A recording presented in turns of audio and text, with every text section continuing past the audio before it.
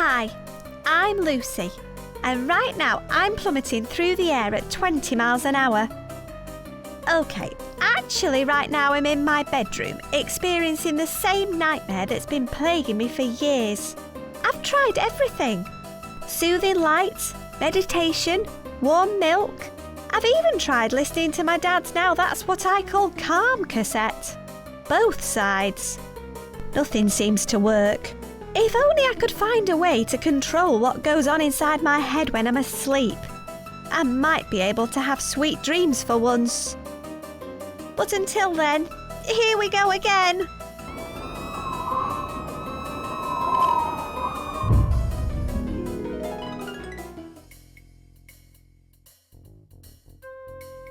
Well, that was a horrendous way to start the day. Although, my dad mentioned something last night that might help with my nightmares. I can't remember exactly what it was, but I made a note of it in my diary. Ooh, it looks like I've just received an email.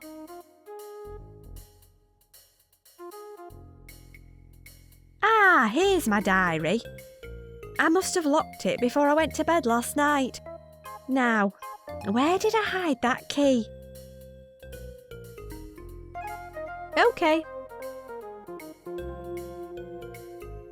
Okay.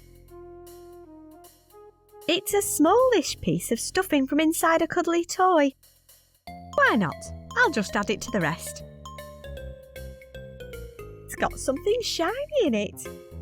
It's my pet piranha, Clive. He's guarding his treasure. It's locked. Now, where did I hide the key? I'm sure I left it somewhere well guarded. It's Clive's favourite, apart from fingers. Okay. Good idea. He's always hungry. Here you go, Clive. Din-dins. Okay, let's see what he's guarding. Ooh, a little golden key. How exciting. The key fits. Now at least I can read what's inside. Oh yeah, my dad was reading some book about positivity. That's a good place to start. He's probably left it downstairs somewhere. I'll make notes in my diary as I go along so I don't forget to do anything important. Nah, I'll leave it where it is.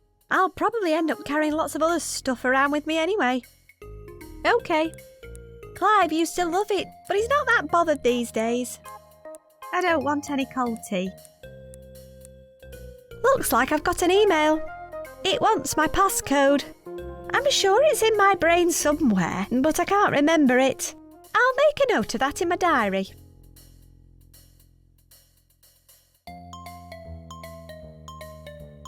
He doesn't even look like a proper pirate. He's had enough fun for one genre. He's surprisingly bad at trapping flies, but swallows all sorts of other stuff.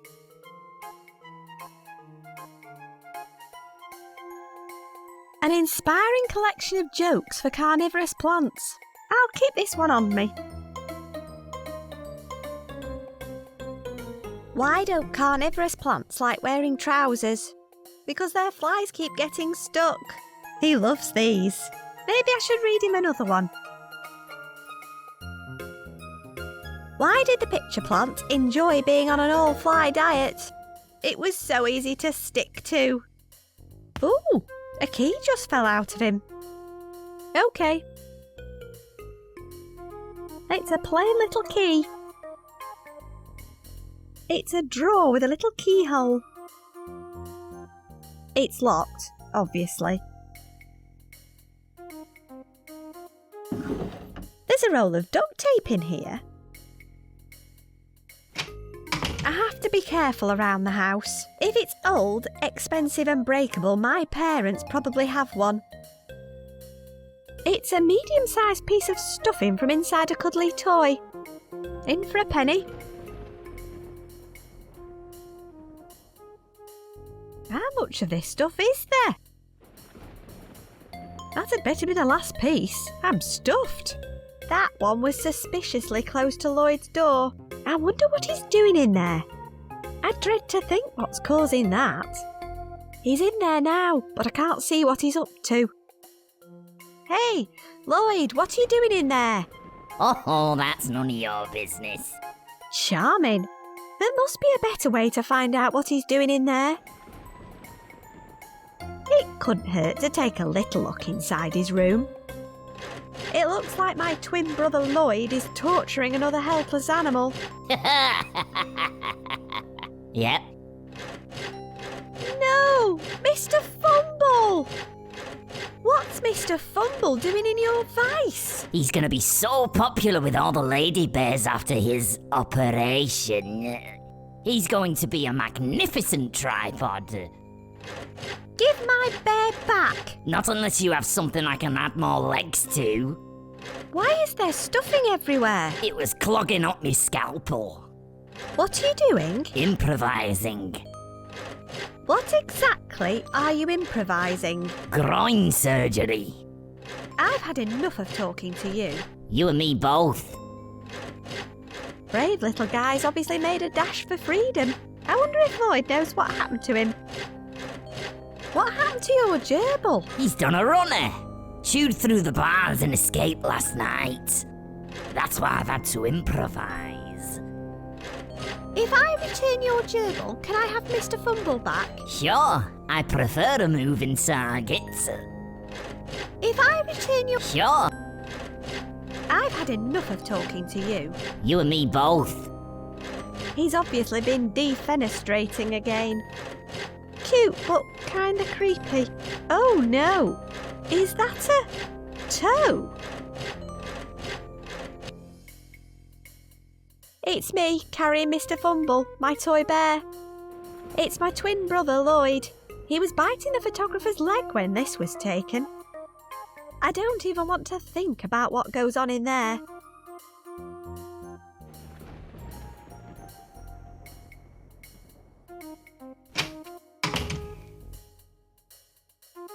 Let's see what we've got in here. Berry-flavoured analgesic gloop for children. This sweet medicine's the only bright side to having a cold. You never know when you might need a tasty headache cure.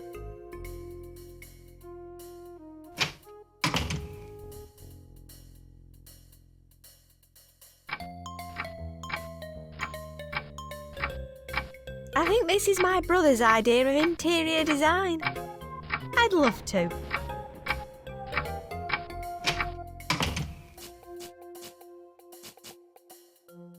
It sounds like there's something trapped up there. It's had a terrible life. Okay, here goes. Hey, it ran into that hole. Lloyd's gerbil's sitting right on top of the clock now. It's made of hickory and says 11 o'clock. It's also broken and only ever chimes at 1 o'clock. Lloyd's gerbil's sitting on top of it. That should stop anything getting in or out. It's made of hickory and it's also Lloyd's... Now it says 1 o'clock.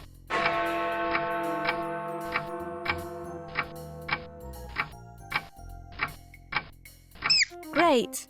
Now he's in my mum's welly. I'm sick of carrying this duct tape around too. Finally got the little fella. I'll get rid of this bog brush now it's minging. Psych Out Volume 3, Regaining Control. This must be the book my dad was reading. This is interesting. It says you can create a positive dream box. 1. Find a suitable box. 2. Decorate with peaceful runes. 3. Add a dream companion. I reckon Mr. Fumble would be perfect. 4. Add inspiration to distract from any negative thoughts. Books and other literature work best. Then apparently I just place it next to my bed. This is definitely worth a try. There's a footnote. You can combat fear with laughter. How insightful. Gun magazine. Fire first, think later. Moisturising camouflage lip balm. Free with this issue. Ooh, there's a free camouflage lip balm on the front. Smells like peaches. It's got 2 speeds, slow and mental.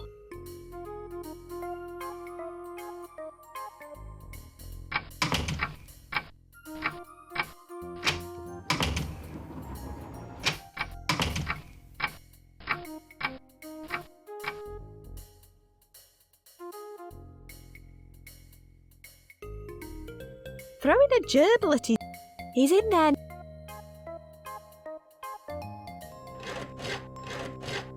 I have your gerbil right here. Yeah, right. You're not coming in. How am I supposed to get it back into your room if you won't even open the door? Use your imagination, sis.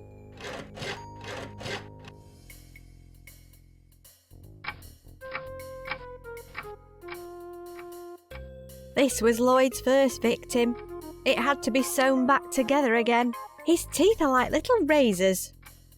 I suppose his sharp teeth might come in handy for something. He's got remarkably sharp teeth. It leads to the kitchen. It's from my parents. We're out at the Regional Otter Flinging Championships. Don't let Lloyd start throwing stuff out of his window again. And please, don't go in the kitchen. Your mother accidentally took out the stopcock with her crossbow. And there's water all over the floor. Dad.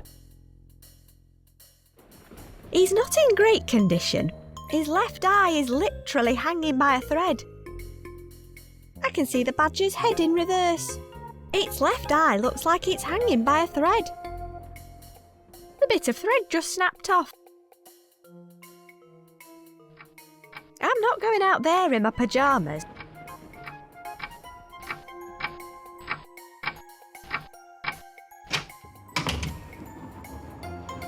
It's my rucksack with my shoes and underwear in it. Got it. It's got a badge on it from an Easter egg hunt, but I'm hoping to collect a few more badges. Let's check out my badges.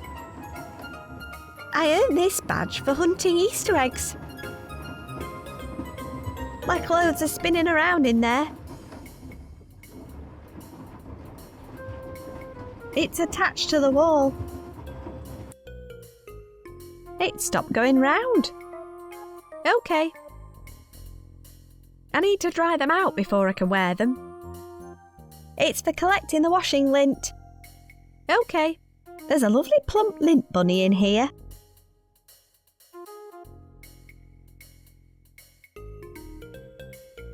It's a smallish cardboard box.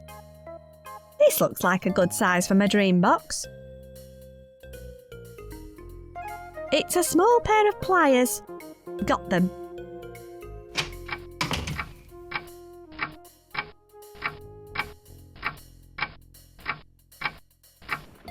There we go, some nice relaxing runes. I'll put it next to my bed when I'm ready.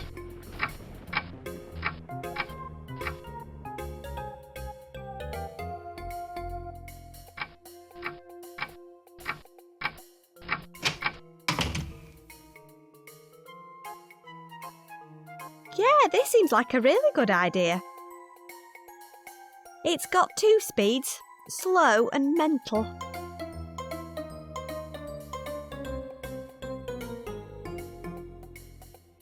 I think that's probably enough. Hey, that actually worked. They're all dry. Some privacy, please.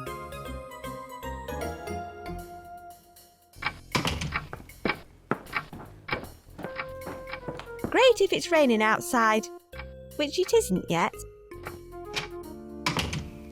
It's the chalk outline of Lloyd's hamster. It's going to see a lot of use in a few minutes if those clouds are anything to go by. That probably happened when Mum was harpooning. Any rain coming down there is going to go straight into Lloyd's room.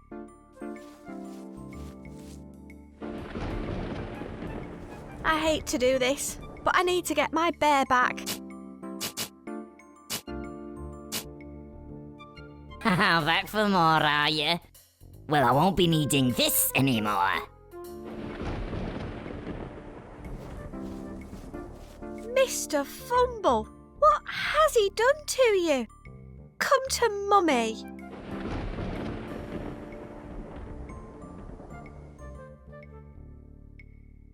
He just needs one more bit of stuffing. I don't see any more lying around. I guess I'll have to find something else to stuff him with. That's a nice plump bear. Now, I just need to get him sewn up.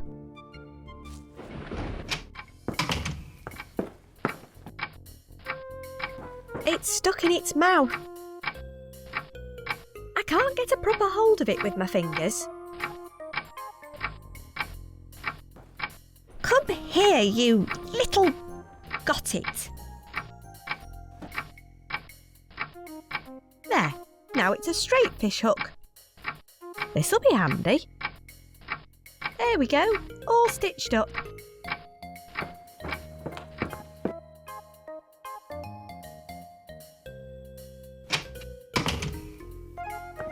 I got through a lot of these when I first got Clive. Good idea. These are great for patching up stuff. It's got a load of...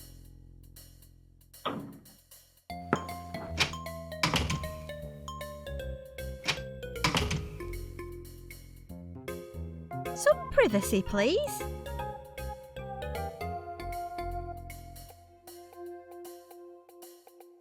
Great stuff. Now it's ready to put things into.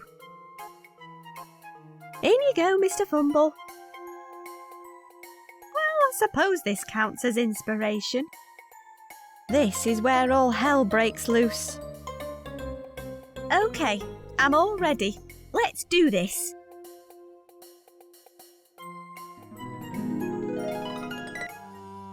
Well, this is different. It's not exactly what I'd call a sweet dream, but I suppose it's a step in the right direction. I wonder if there's anything here that can help me with my nightmare. I seriously doubt it. It's a physical manifestation of my toy bear. Hi. If you say so. You're real. Apparently. You don't say much, do you? Look, I've literally got a splitting stomachache, and I almost ended up having experimental surgery on my bearhood. So forgive me if I don't feel like entering into a protracted chit-chat session with you. Someone who spent most of their life squashing me, drooling on my fur, chewing my eyes. Oh, good point. I'm sorry. For everything. It's okay. It's just not the best day to find yourself anthropomorphically personified. I'll leave you alone now. Thanks. I appreciate that.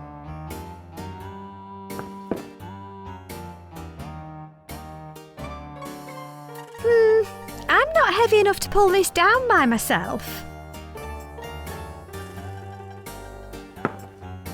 I'm not heavy enough to pull the rope. Could you give it a go? Sure. A head trauma would go great with this cash in my stomach.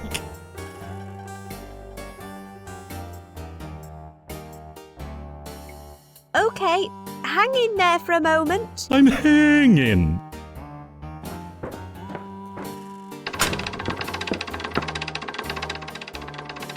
Oh, heck. I thought my regular dream was weird. The Trap. That must be the name of this place. Hello. Hey, little lady. What is this place? The Trap. It's a comedy club for carnivorous plants. What's the microphone for? It's to give would-be comedians a shot at the big time. Well, the median time at any rate. You mean anyone can have a go? Yep, this place has no standards at all. Why would anyone take part? Comedy is a window to the soul. It can help you relearn things about yourself that you'd forgotten. Plus, there's a prize if you score over 20 points. What's the prize? Usually, it's whatever I can find behind the bar. I could do with something that'll prevent me falling to my death. Heavy. Preferably not. People usually just want money. But if you score over 20 points, just come over to the bar and I'll see what I can find. Who are those judges? The Three Splooges. Big TV stars a few years back, but their show was cancelled and they fell on hard times. Now, they take it out on all the new comedians. What sort of jokes do they like? Anything about plants, flies, or gangster rap tends to go down well. The more jokes, the better. What have you got? Unless you've got some ID or a fake mustache, it's a pinch me picture for you. What's in a pinch me picture? Fruit juice, wasabi, black pepper, and my own digestive enzymes. It really wakes you up. One pinch me picture, please. Sure, this one's on the house. Don't drink it all at once. Thanks. I'll just pick it up before someone else takes it. Thanks for the chat. Anytime. Okay, here goes.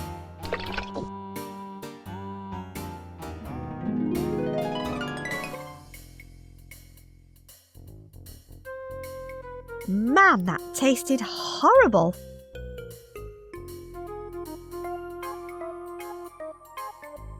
Did you hear Snoop Dogg's latest song about interplanetary travel? It was a Venus flight rap. That one's his favourite.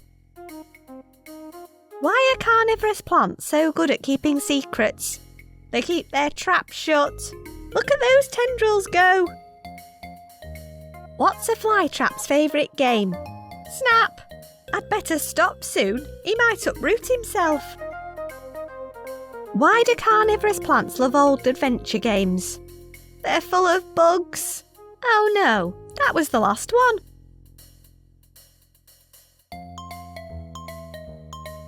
Well, I suppose this counts as inspiration.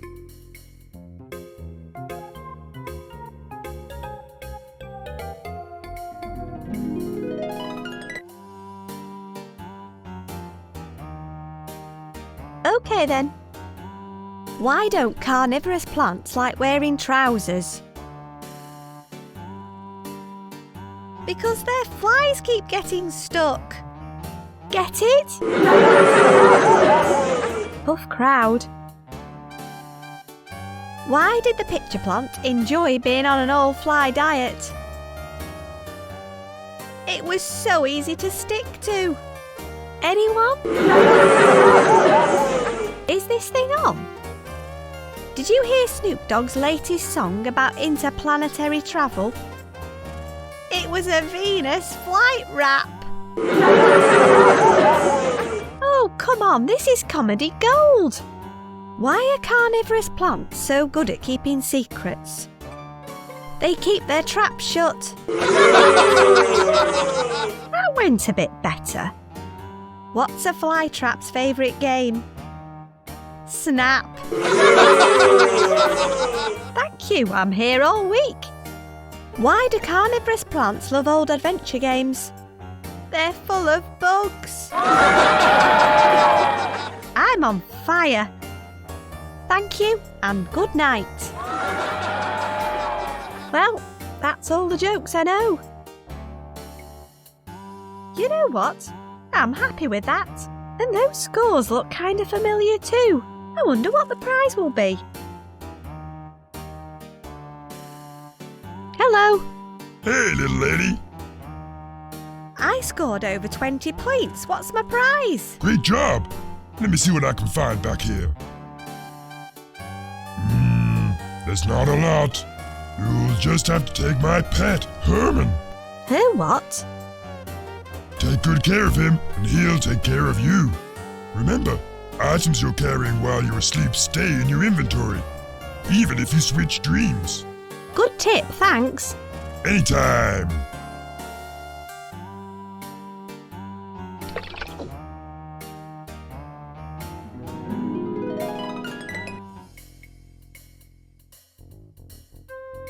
What did the barman say? Items I was carrying in one dream will appear in another. I wonder if that'll help me with my nightmare. let's remove this natty dream box and see what happens when I go back to sleep.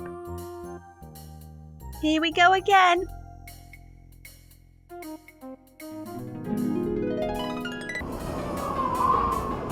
Fly, Herman, fly!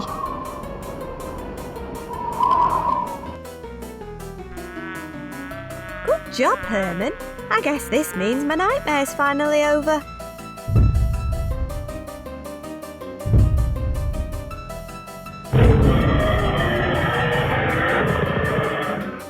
I think I'd better start running. I can't just gather it in my bare hands. Ew, that's really nasty.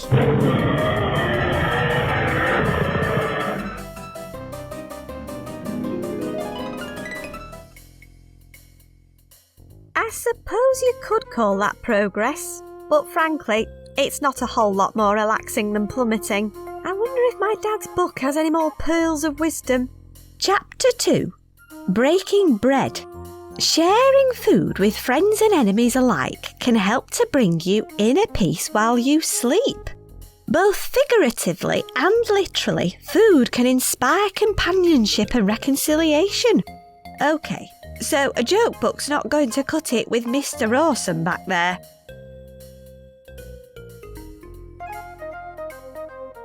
I'll pour my heart in.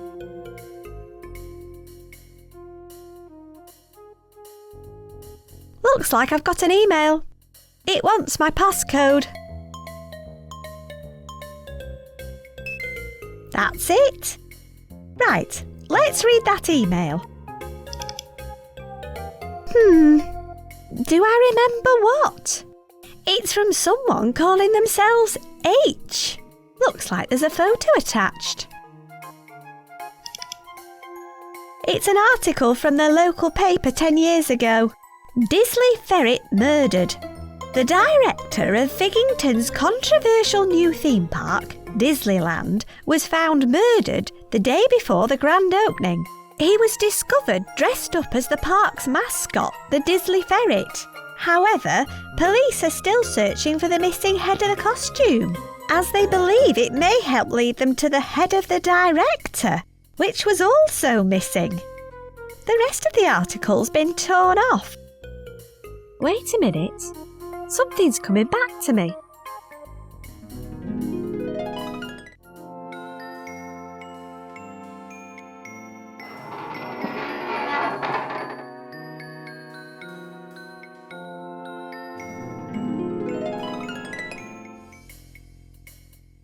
There's something familiar about this whole story. My past, my memories, my nightmares. I feel like they're all connected to this event. My dad's book's helping me to control my dreams. But if I can find out exactly what went on 10 years ago, maybe I'll be able to rid myself of these nightmares altogether. I reckon the local library will have a full copy of the article in its archives. My bike's parked just outside the house.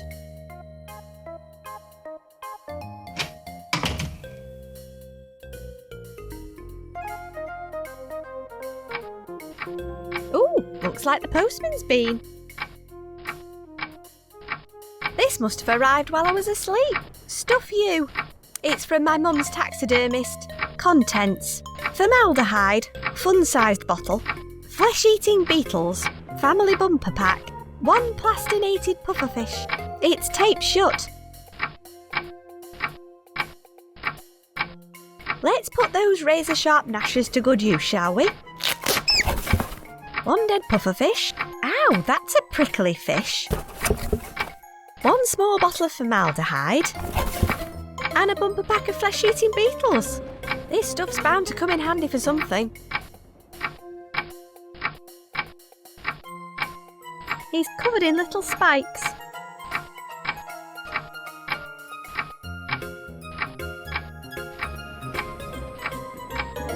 I wonder if I can file these spikes down a bit. There we go. Smooth as Action Man's pants. Now if I squeeze the air out of him, he just refills through his bottom.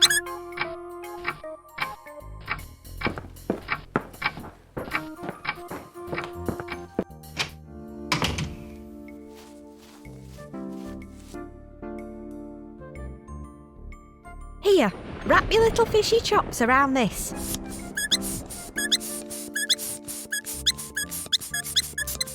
Good as new. Let's head to the library. Ooh, a map just appeared in the top corner of the screen. That looks very useful.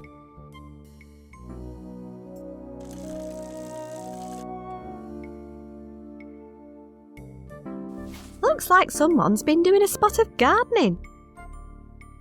No one seems to be using it, so I guess it's mine now.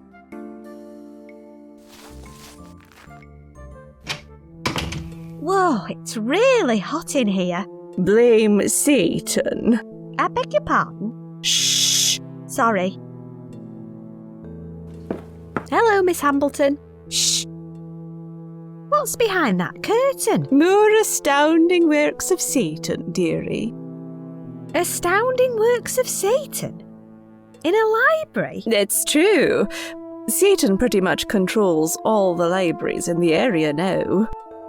Did Satan make it so hot in here? Undoubtedly. Satan's instruments put out a lot of heat. How goes the librarying today, Miss Hambleton? Oh, I'm incredibly busy. It's been non-stop in here all day. Busy? There's no one here. Books don't stamp themselves, unless you have one of those fancy automatic book stamping machines. They're made by Satan. Satan makes automatic book stamping machines? Absolutely. Satan are the leading supplier of library equipment in the county. Here's a copy of their latest catalogue. They're committed to making librarians' lives easier through a process of innovation, technology, and redundancy. Let me show you our latest bit of Satan tech. Prepare yourself. This is going to revolutionize our tiny library. This is the Bibliothèque 9000. It can find any book your soul is yearning for. Let me show you how. I scan my library card here.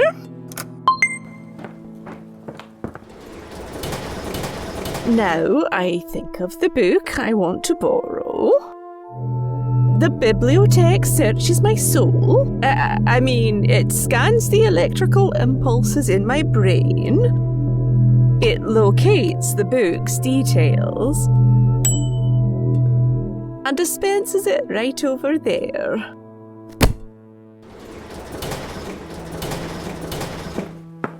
And here it is. Oh, my dear sweet Edmund. Anyway, if I want to return the book, I just put it down this chute here. Goodbye, my love. Now, if you'll excuse me, I have some books that urgently need stamping.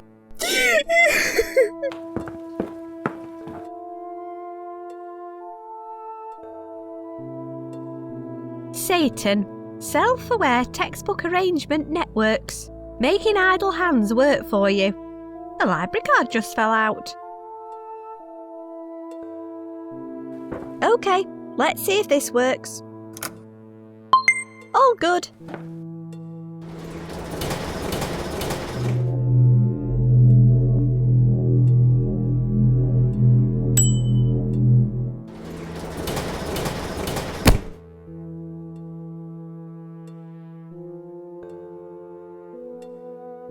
Poems for Ill-Fated Lovers by Edmund Plum.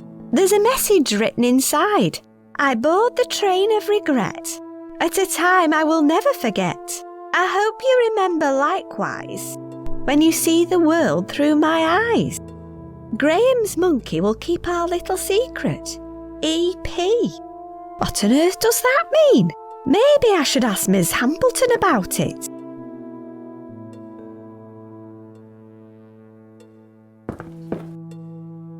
Hello, Miss Hambleton.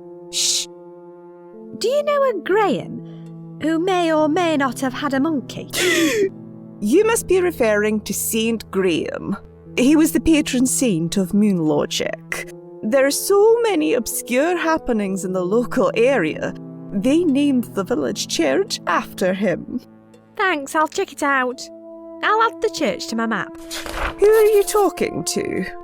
No one. Well, be quiet then. Do you have any books about bread or baking? We have Paula Holyrood's latest book on pre-order, but it's not come in yet. I'm looking for an old newspaper article. Try the computer in the corner. All the archives are kept on there. What can you tell me about that book your soul was yearning for? Oh, my dear Edmund.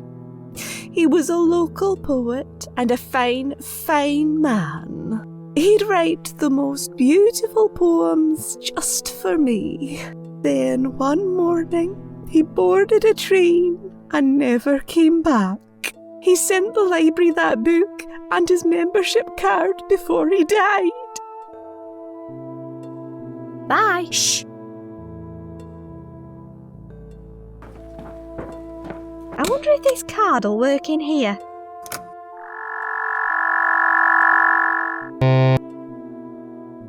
Shh. Sorry. Hello, Miss Hambleton. Shh. Why does your newspaper archive have facial recognition? Personal biometrics and data are the only currency Satan is interested in. It's a bit old school now, though. Our new book retrieval system in the back room doesn't even have a face scanner. Once you've put the library card in, it scrapes any desires, guilty secrets, and other data it needs directly from your soul and sends them directly to head office for profiling. That's both ingenious and terrifying in equal measure. They got the idea from that social media company. Meta? Yes, it is a bit. Let's talk about something else. Bye. Shh. Satan, the devil's in the detail. Free eternally heated mug with every purchase. Archibald and Lucille Figg, patrons of Figgington Library.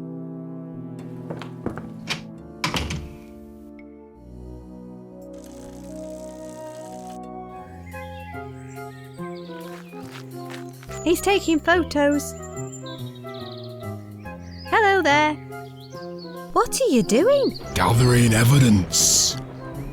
Evidence of what? I'm gonna catch the thieving blighters in the act. Thieves? That's right. You name it, they've nicked it. Thunder. Don't be an idiot. The thieves I'm after are tits. Tits? They lie in wait in this tree, then swoop down on unsuspecting parishioners and plunder anything they can lay their thieving little beaks on. Jewellery, keys, money. They swipe anything metal and shiny if it's not strapped down. Then they leave it all up on the church roof. The tits are leaving stuff on the church roof? Yep, there's probably a ton of ill-gotten gains up there. The tits are leaving... Yep. Please may I borrow your camera? No way. This is the only way I'll catch them in the act. I've been petitioning the parish council to have the tits exterminated, but they won't unless they have hard evidence. I'll catch the little blighters. That's an unusual hat. My pride and joy. It's made out of tits. Your hat is made out of tits? One of this country's most prolific birds. I can't stand them, but their feathers do make good headwear. I think you'd get on well with my mother. You really love that hat, don't you? Almost as much as I hate tits. They stole my last one because I was foolhardy enough to put a shiny hat pin in it. I had to drop what I was doing and chase them, but they took it up on the roof, and I never got it back. I'm not making that mistake again. Bye. Goodbye. Fate under construction. Come back later. Figgington Village Fate Committee. I'm not allowed to go any further. They're still setting everything up. Looks like they've managed to get the rain successfully installed, though. St Graham's Church is on that hill. There's a village fete today, apparently. It's all spiky. I wonder what species it is. Pretty purple flowers with bright yellow stamens.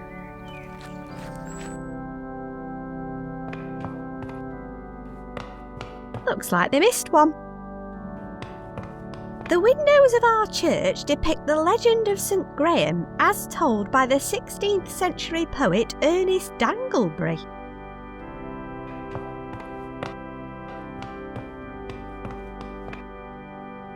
She looks ancient. Hello there. What? I said hello there. What? Can you hear me? Stop mumbling. I said, can you hear me? There's no need to shout. I should have seen that one coming. Hang on, I'll turn my hearing aid up. What are you doing here? I come to listen to the bells. They're so quiet, I can only hear them if I sit right here at the front. I'm sure they used to be louder. Where's the vicar? He's down at the village fete, probably in the WI tent waiting for Paula Holyrood. Who's Paula Holyrood? She's some kind of baking celebrity. She goes on TV and tells other people how rubbish their macarons are. Why is the vicar interested in Paula Holyrood? Something to do with the WI's jam competition. Plus, she has other assets. Do you want me to ring the bells for you? Oh, that would be lovely. But only if you know the correct order. I don't like change. Also, don't overuse the large one. It's only quiet, but it makes the whole church shake. Last time somebody rang it, a gargoyle fell off the roof and almost hit the vicar. Do you know what order to ring the bells in? Sorry, no. All I know is they tell the story of St. Graham and his unnecessary demise in the Sierra Mountains. Do you know anything about a monkey? Don't be absurd. Unless, of course, you mean the monkey puzzle tree outside. That sounds like just the kind of vague and ambiguous hint I was after. Thanks. What? Thanks. You're welcome. Have you heard about the tits? Did Brian put you up to this? He's obsessed with them. Though, if he's right, there's probably tons of valuable stuff up on the church roof. Shame there's no way to get it down. The roof's completely inaccessible. There's valuable stuff up on the church roof? That's my guess. But like I said, the roof's completely inaccessible. Presumably designed by the same plank who made the church bells 3 sizes too big. Do you know anything about bread or baking? What? Because I'm an old woman, I obviously know how to bake. Well, do you know how to bake? Of course I do. But I'm an appalling teacher. You're better off finding a good recipe book instead. Bye! Ta-ta! It shows a blue moon shining on a load of red poppies in a yellow desert. It shows 2 white snowy mountains being lit by yellow sun rays. It shows a blue dragon breathing red fire on a load of brown earth.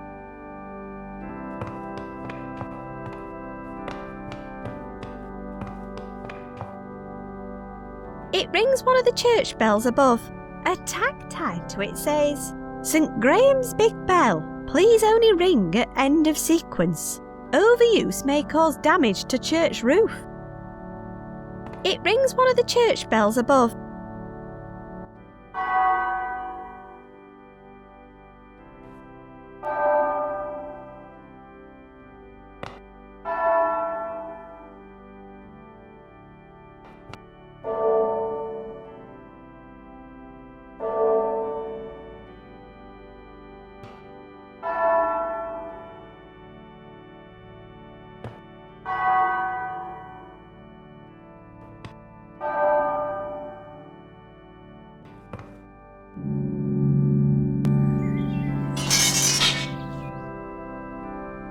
think I just heard something fall off the roof. That's enough bell ringing for one day. I don't want the whole roof to collapse.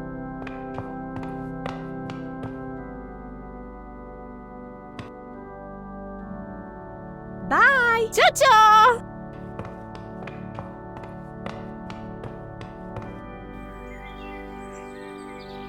It's all very shiny. Don't mind if I do. Possessive little blighters. See a pin, pick it up, and all day long you'll have a pin.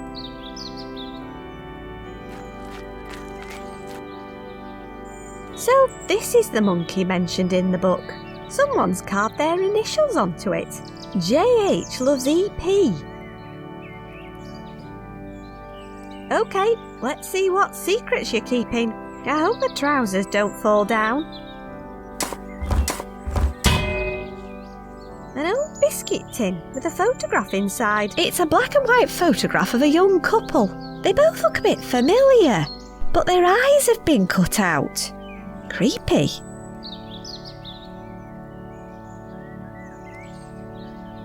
I'll put it inside the book to keep it safe. If I line up the library stamp, the numbers in their eyes read 10:15. Maybe that's the time his train was due to leave. It was obviously important to him. Points for effort though. I guess their love affair was a secret at the time.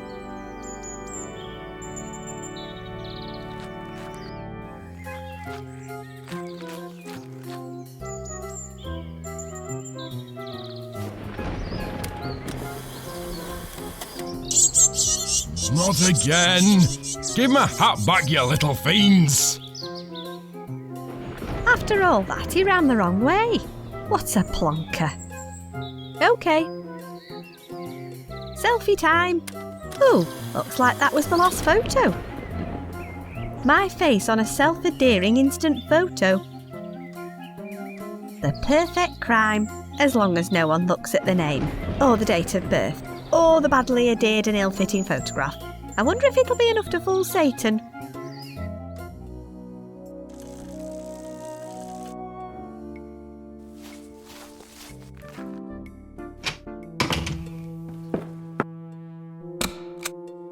Right, let's give it a go. Welcome, Edmund. I am Karen, the Keyless Audio Recognition and Exploration Network. What is your PIN? PIN accepted. What would you like to do? Searching. Search complete. Loading results. Have a satisfactory day. Fergus Figg, the man behind the ferret. Fergus Figg, son of Archibald and Lucille, the late Lord and Lady of Figg Hall, intends to channel his inner mustelid in an attempt to promote his latest venture, Disneyland, a new theme park to be built on the Figg estate. The park has sparked controversy amongst local residents and invited anger from other members of the Figg family, not least from Fergus's brother Horatio, who's been nothing if not vocal about his objections. When interviewed, Horatio Figg described the plans as a complete disgrace. Here's the rest of the article that was sent to me. Disley Ferret murdered. The director of Figgington's controversial new theme park, Disneyland, was found murdered the day before the grand opening. He was discovered dressed up as the park's mascot, the Disley Ferret. However, police are still searching for the missing head of the costume, as they believe it may help lead them to the head of the director, which was also missing. As most readers will be aware, the park's director was none other than Fergus Figg, and police suspect foul play within the ranks of the Figg family itself, with Fergus's brother Horatio now the prime suspect for his murder. Police are asking locals for any information leading to Horatio's whereabouts, after he disappeared following a brief police interview on the night of the incident. No way! Murdered by his own brother. Actually, I can relate to that. I'm still not sure why this article was sent to me, though. I should probably check out the old Fig Mansion and see what I can find out. I'll add Fig Hall to my map. New evidence in murder case. The mystery of the Disley Ferret murder continues, but new evidence has now come to light, and things are not looking good for Horatio Fig. Already the prime suspect, Horatio's prolonged disappearance only compounds his guilt. But as if that wasn't enough, new DNA evidence places Horatio at the crime scene, and a subsequent search of Fig Hall has uncovered an antique duelling sword with Horatio's prints on the handle and Fergus's blood on the blade. Add in Horatio's famous temper, fondness for drink and overall instability, and you don't have to be Nancy Drew to put the pieces together. There's now a substantial reward for any information leading to Horatio's capture.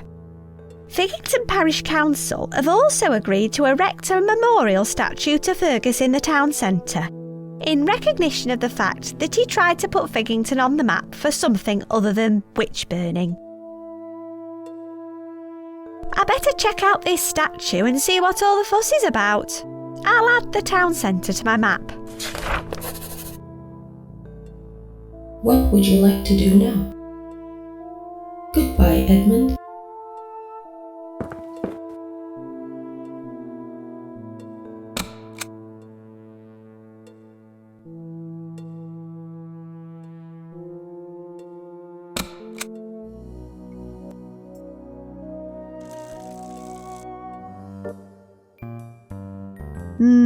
I could go for a Cornestro or a Kazoo right now.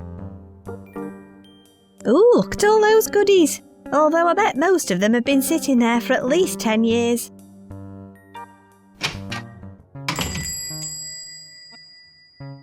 He's brimming with job satisfaction. Good day, Mr. Shopkeeper, sir. No, it really isn't. What's so bad about today? Well, let's see now. First I arrive at work and discover someone's graffitied my shop. Next I discover a whole crate of expired products in the back which should have been sold months ago. I then have to spend the entire morning explaining how to use a pricing gun to Clint flipping Eastwood over there. And now an annoying squirt in dungarees is asking me pointless questions and threatening to knock over all my stock with her inexplicably massive pigtails. What can you tell me about the Fig Brothers? Isn't that a video game? I can see this isn't going to be one of those quest-furthering conversations. Maybe you're just not asking the right questions. Okay then, have you got any hints? Yeah, try not to knock anything over with that ridiculous hair.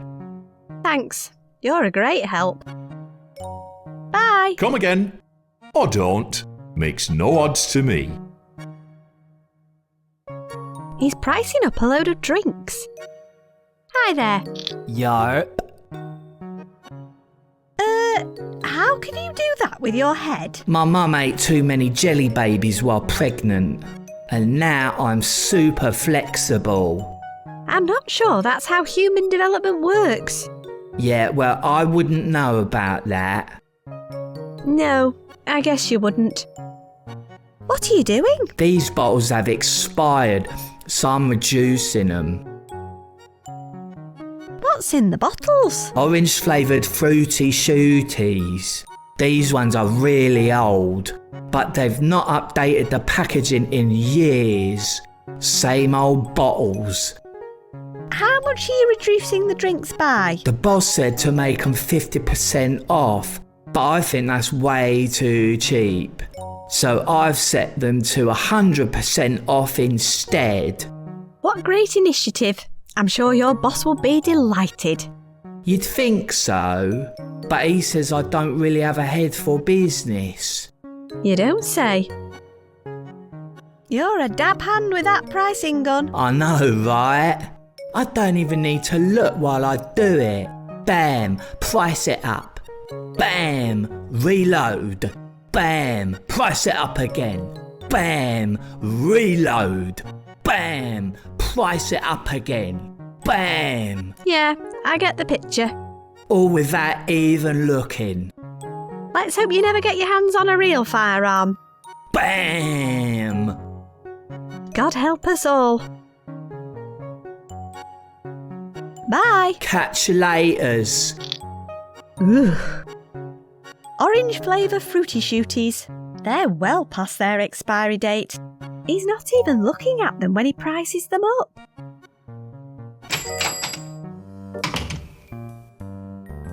Now, what kind of moronic little twerp could have done this? I blame the parents. A record of the local population's most recent junk food intake. Someone should probably pick it up. It's rubbish. There's litter all over the place. I'll put it all in the bin where it belongs. If this was a Sierra adventure, I'd at least have got some points for that. It's pretty dirty, but still legal tender. Lucky. She's dismantling a blueberry muffin.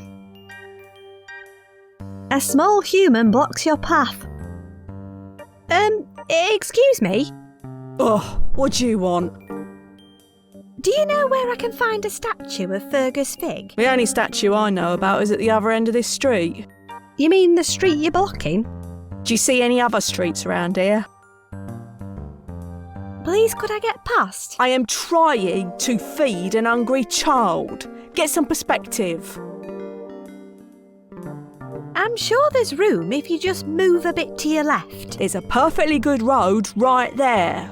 I'd rather not. The council seem to have installed a rather large crack in it. Then I guess you're stuck, aren't you? You're dropping blueberries all over the pavement. Oh no! Call the police. What are you feeding her? She only eats blueberry muffins. Delicious. I've heard blueberries are a superfood. Yeah, well they're super annoying to pick out. She only likes the cakey bits. Couldn't you just buy a plain muffin and save yourself the hassle? You don't have a lot of experience negotiating with toddlers, do you?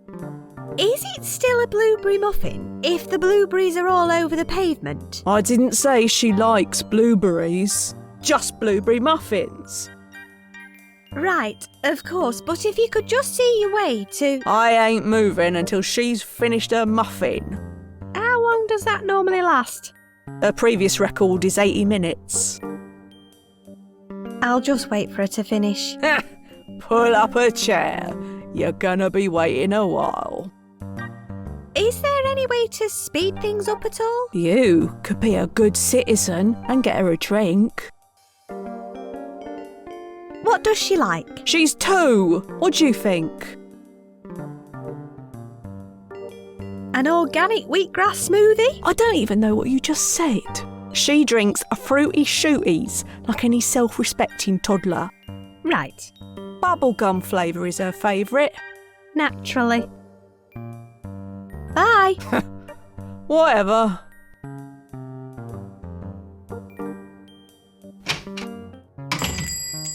According to the thermostat, it's warmer inside the fridge than it is out here.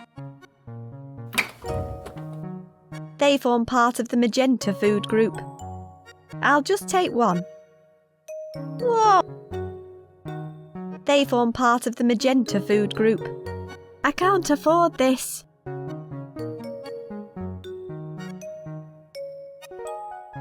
I wonder if he'll notice.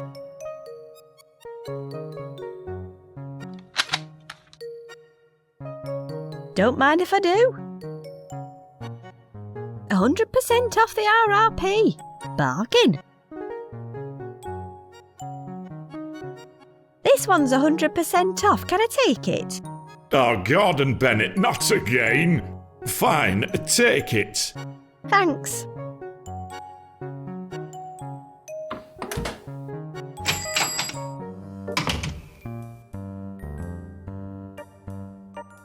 I found this. What kept you? Now, out my way. You're welcome. And I'm sure someone else will pick up your mess. I don't even know who I'm talking to. She's long gone. They've been forcefully ejected from the food chain. Well, if no one else wants them. There's not a lot of blue left in them. There's a plaque in front of it.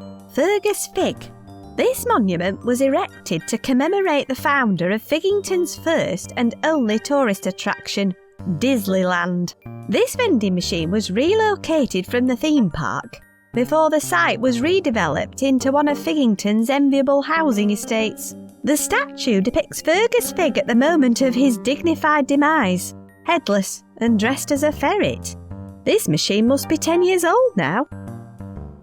It's full of fuzzy duck toys. They remind me of the ducklings I used to feed in the park. They'd get a whiff of the bread in my pocket and just go into a frenzy. For parking cars.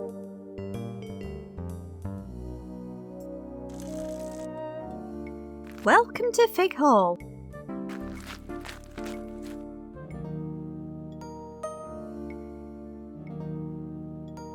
His name tag says Howard. I'm interested in members. Hello, Howard. What the? How on earth do you know my name? It's spooky. Oh. Spooky.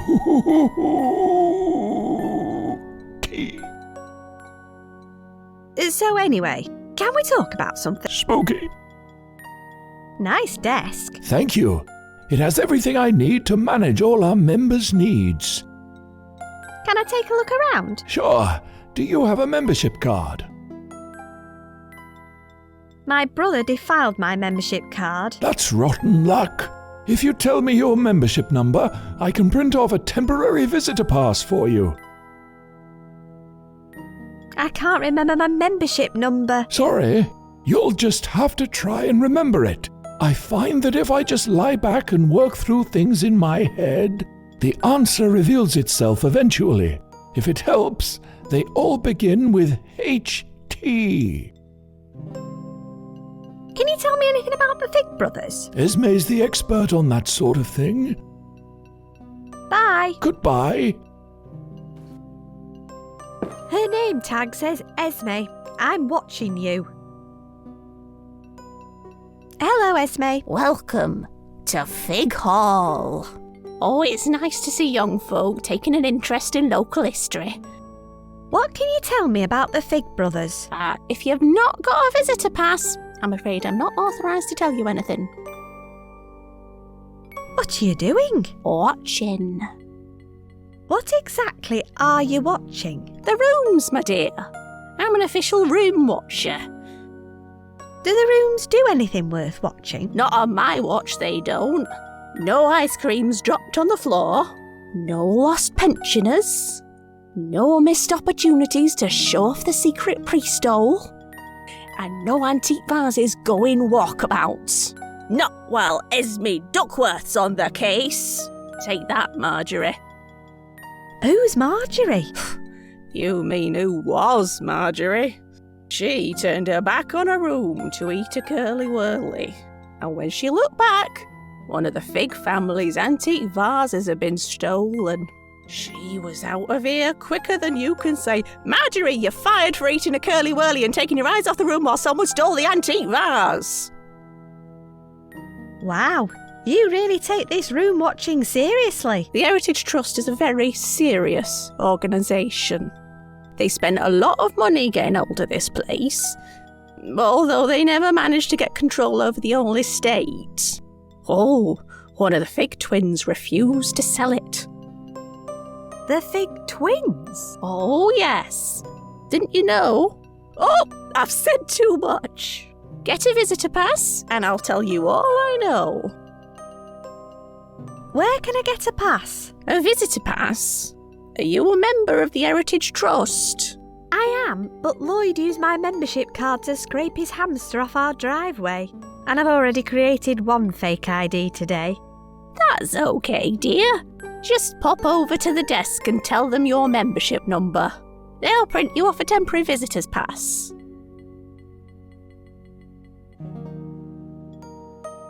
I can't remember my membership number. Don't worry. It's in that little head of yours somewhere. I'm sure it will come back to you. Bye. Come again soon. By the way, they have a goosey wallop stall.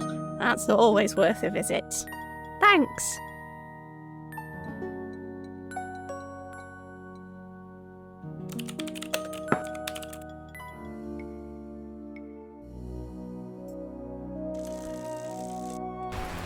Looks like they've managed to install localised rain for this year's event.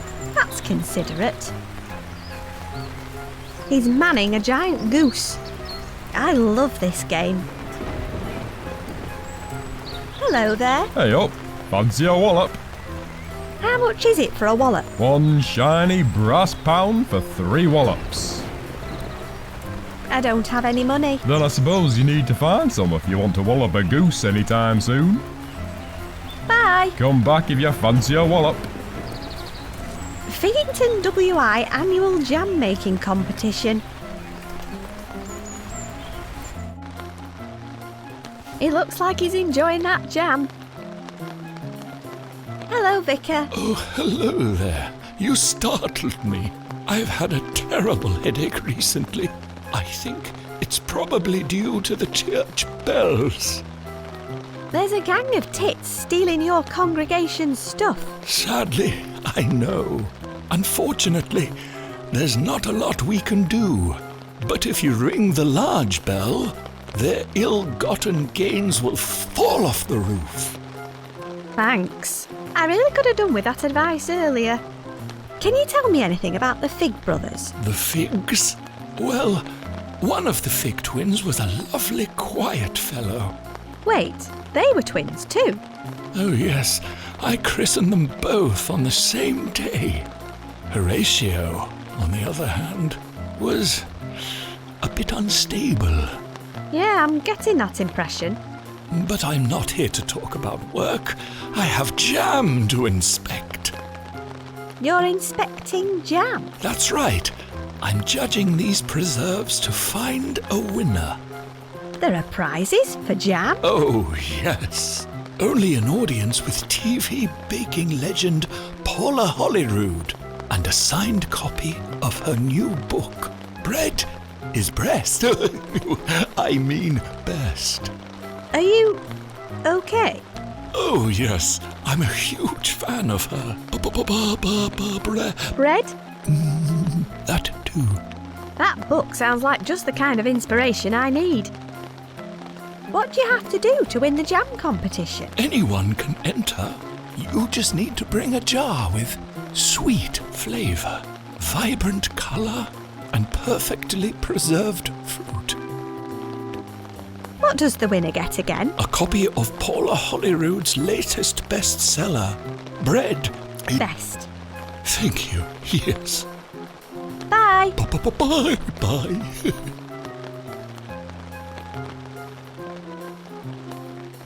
Looks like the vicar's already polished this one off. Okay.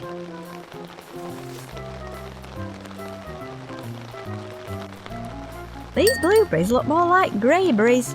I need to give them some of the colour back first.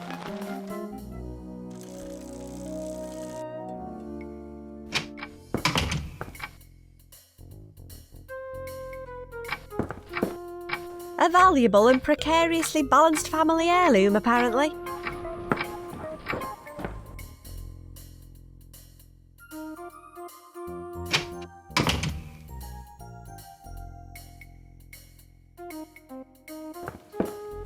Let's get some blue back into these berries. Lovely. All plump, blue and pine scented. In you go. I need to find something to preserve them. This should pep those berries up a bit. They're well preserved, but it's not sweet enough for jam.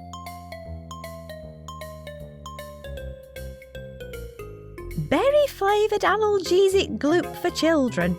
This sweet medicine's the only bright side to having a cold.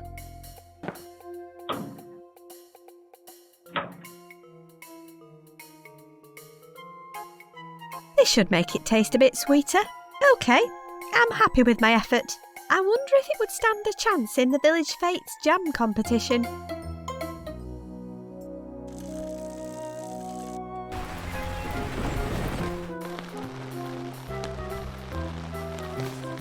Do you mind if I enter my special jam into the competition? Of course. The more the merrier. Thank you. My name's Lloyd. Nice to meet you, Lucy Lloyd.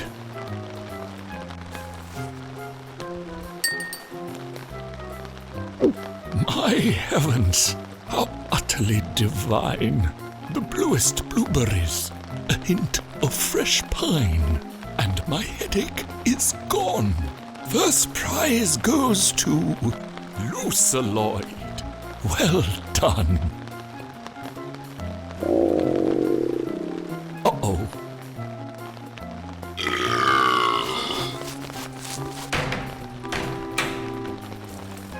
I feel sorry for that Portaloo outside. Hello. Ah, another fan. I'm not a fan. I almost killed the vicar and I'm after a copy of your new book. Don't be silly, darling. You're just in shock. To be fair, it wasn't much of a shock after all the weird stuff I put into the jam. Not that, you silly thing. I mean, the shock of meeting your favourite television personality in real life. Oh, that. Did you see what happened to the vicar? He was covered in purple gunge and locking himself in the Portaloo when I arrived. Did I miss something? Actually, it's probably best that you don't know. So, who are you exactly? Don't pretend you don't know. I am the Queen of Babs, the Baroness of Brioche, the Dame of Dampfnoodle. I make bread on the television, love. Can I have a copy of your book? Oh, no, sweetie. This copy's reserved for the winner of the jam competition. I won the jam competition. You'll have to prove it if you want a copy of my book. Signed copies are very desirable. Bye. Goodbye. I won first prize for my highly emetic preserve. Yay! I won. I do hope the vicar's okay. Look, I won the jam competition. Well, aren't you a clever girl? Does your mother bake? Does pouring napalm down rabbit holes count? I'm sorry? Nothing. I'm self-taught. Well, it sounds like your jam absolutely killed them out there today, honey. Here's your prize. I hope it inspires you to keep on baking. That's probably not a brilliant idea, but thank you. Bread is Best. Inspire the Baker in You by Paula Holyrood. Let's check out my badges. I earned this badge for hunting Easter eggs.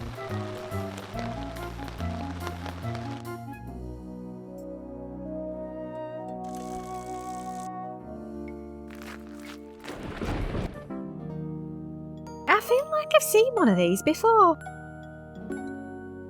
It's the Fig family's official purple and green colours.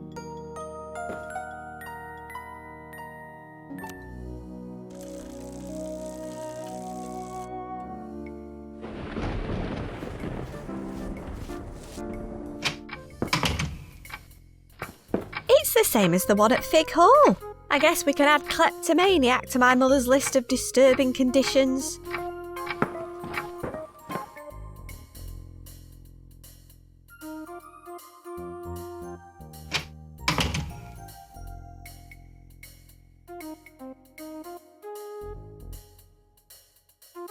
There we go. I'll just stick my pyjamas on.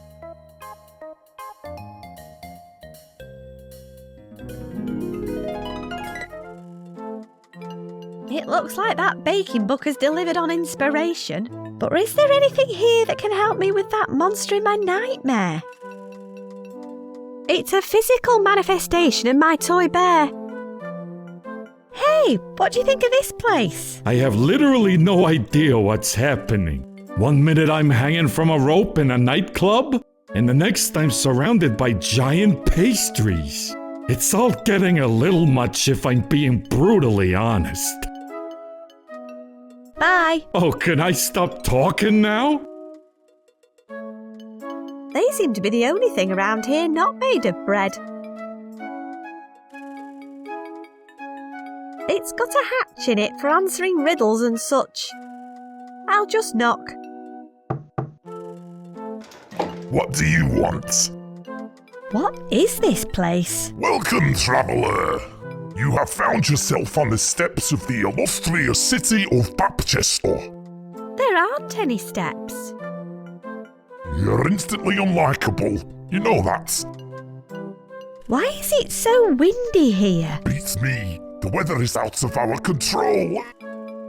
I'd like to come in. Oh, they all do. Then they all try to steal the secret recipe from our famous love bombs. The Grand High Batmaster put me in charge of this mighty gate. It won't be easy to get past me. Let me guess. I have to answer a riddle. Smart, Alec. Let's see if you've been paying attention. Here's my riddle. Two brothers are arguing. One loses his head completely, and the other one runs away. What colour stripes were their matching ties? Green and purple. Oh, I suppose I have to let you in now.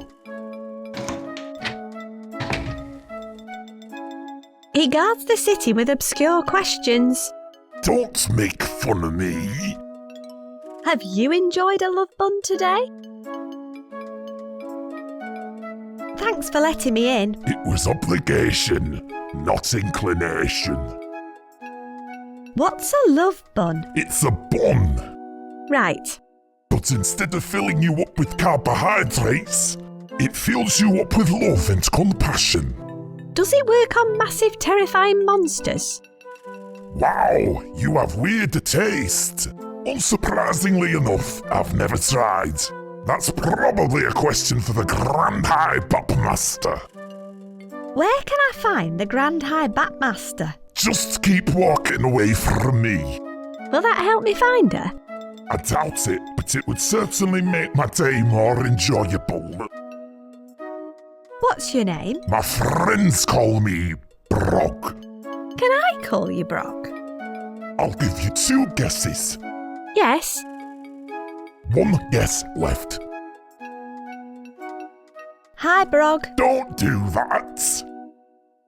You don't look very well. That's because I have an intolerance. To all the gluten? To idiots. Can you open the door for me? Nope. Against my better judgment, you're free to come and go as you please. So you can open it yourself. Goodbye. Goodbye, and thank you. For chatting? For leaving. Panini, stickers, cards and action figures. He looks pretty hard-nosed. The name is the name's Panini. Purveyor of fine stickers, trading cards and figurines. Do you know anything about the Bapchester love buns? Yes, stay away from them. Really? Why? I almost lost everything I had because of them. How? They bring out my worst side. They make you aggressive. Worse, they make me generous. I ate a whole packet of them one morning and spent the rest of the day giving away all my stock. Never again. I'd like some stickers, please. Oh, I bet you would. Only you don't look particularly solvent. How do you intend to pay? Thought so. As luck would have it, I have some free beginner packs to get people started. Here you go. Take some of these model paints too. That's very kind of you. Oh yeah, I'm all heart. Nice sticker albums. Thanks. Are you a fan of the adventures of He-Man? Should I be? You're about the only one who isn't. Everyone's collecting my stickers now. Everyone? Well, nearly everyone. I even export them beyond Bapchester. Where do you export your stickers to? Far and wide. anywhere the import duties allow. Exporting was a lot simpler before Trexit. Trexit? All the trolls of Bapchester decided they would rather go it alone. That's why we built the wall and guard our gate 24/7. Was it worth it? It's a small price to pay, apart from all the higher prices we have to pay. How are you feeling today? Hungry, but not particularly generous. Nice figures. Thanks.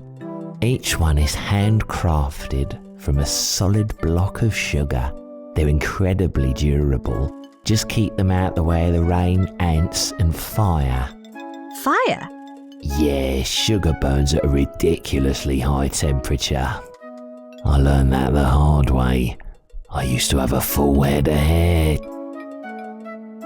Nice stickers. Thanks. It's the reflective silver ones that everyone wants, but you usually have to trade your way up to those. Goodbye. Yep. Ha! Are you honestly trying to trade with that? Why not? It's only the most common sticker out there. Is she trying to palm you off with a basic Keen-On starter sticker? I'd rather trade troll pox. You have to feel sorry for her, really. That's one limp Barnet. It's a poster for a troll boy band with tall hair. Those are me 4 brothers. They're leaving me to go on their world tour. Why aren't you in the band? I used to be. A few years back, hair like mine was all the rage. Everyone wanted to see our floppy curtains bouncing about in the spotlights. But then everything changed. Soft yielding hair was out and stiff rigid hair was the only thing the fans cared about. The taller, the better. It looks like your brothers all managed to change their hair. Sure, they do it with industrial hair gel, but I can't use it. It brings me out in a rash. They have international stardom, and all I have is a cold metal pole to lean on. And it's not even my pole. Is there any other way you could achieve the tall hair look? Tried everything I can think of. Maybe modern science will find a way. But until then, I'm going nowhere. Is that metal pole comfortable? Not really, but I'm a born leaner, so it'll have to do. If I could help you achieve taller hair, what's in it for me? I know what you're getting at. You're after valuable stickers, right?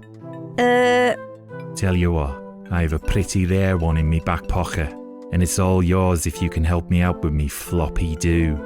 That's better than nothing, I suppose. Goodbye. See you later. She doesn't look happy. What's wrong? My kite's got a hole in it. That's a kite. It looks more like a slice of bread. It is a slice of bread, but when the wind's this strong, it can still fly pretty well when it doesn't have a hole in it. Can I help? If you can find a way to fix my kite, I'll show you how well it flies. Goodbye. Goodbye. I reckon this might fix it. Hey, that's caught the wind pretty well. Thank you. I can make it go even higher too. Just ask and I'll show you. She looks happier now that she has a flying slice of bread. Can you make it go higher? Let me see. I just need to be careful of the overhead wires. If the wind changes direction, they can get caught. I'll let it out a bit. That's some impressive flying for a slice of bread. Thanks. I can make it fly higher or lower if I want to. Can you make it change direction too? No, that all depends on the wind, and that's out of my control. Goodbye. Goodbye. He looks a current short of a bun. Hello. Greetings from the world of beyond. You mean this insane excuse for a dream? I mean science. You remind me of someone. I'm a figment of your imagination. What did you expect? I'd better go now. Don't stop believing. Whoa, smells of freshly baked bread in here. I wonder if that's the Batmaster. It smells lovely in here. It does, doesn't it? It's my most powerful marketing tool. If I need to increase sales, I just crack open the window and let the smell out. Customers can smell it for miles around. Why don't you just leave the window open all the time? Were you born in a barn? It's too windy out there. Do you make the love buns? That is the responsibility of the Grand High Bapmaster. That's me. The recipe is a closely guarded secret passed down from Batmaster to Batmaster. Nice oven. It's precisely calibrated to the correct temperature. Even the slightest change to the settings or fuel makes a huge difference. So don't muck about with it. Can I have a bun? There are some free love bun samples in the corner, but the effects don't last long. How long? Oh, it depends who's eating it. Maybe 15 seconds at the most. What's the secret recipe? Really? You think it's going to be that simple? Are the love buns powerful enough to work on terrifying nightmare monsters? That's quite specific, but I don't see why not. If the bun was large enough, the ones I sell are only big enough for the local trolls. Couldn't you make a larger one for me? I could, but I'm not going to. It would use up all of my love bun starter. What on earth was that? I didn't hear anything. What's a love bun starter? It's a living sourdough mix that I use as the base for all of my love buns. Then I add a few simple ingredients to it, which makes them work perfectly on trolls. Do they only work on trolls? My recipe only works on trolls, but it could be adjusted to work on just about anything. OK, come on, you must have heard it that time. I don't know what you're talking about. Could you open the window? Only when I'm ready to lure in more customers, or if it gets too hot in here. Bye. Toodaloo. It looks very secure. I can't get through it.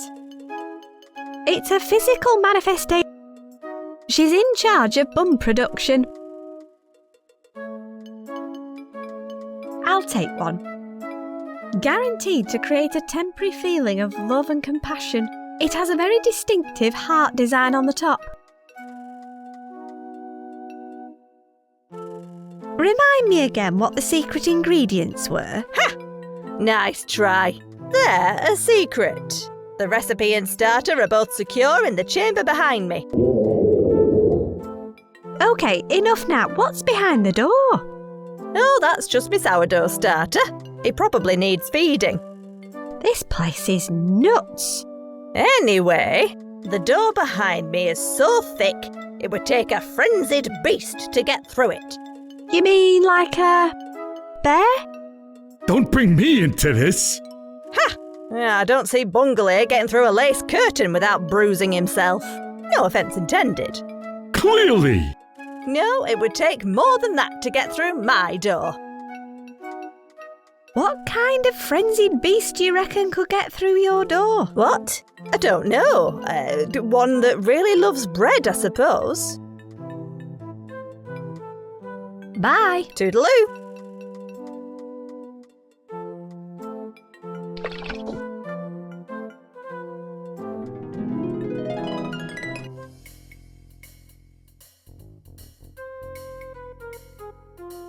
It keeps me cool on hot summer nights. I turn it around sometimes to really spice things up. Wow, that did a lot. I wonder what will happen if I turn it back again.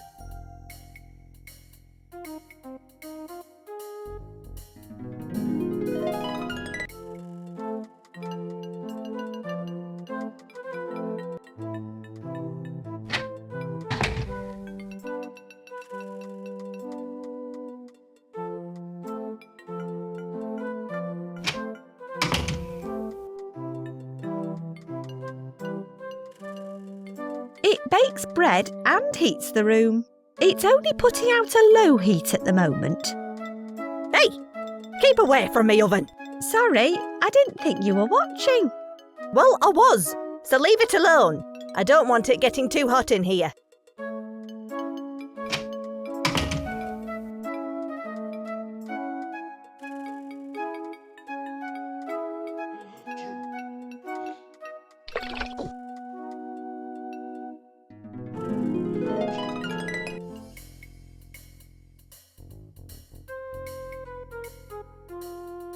Amazingly versatile.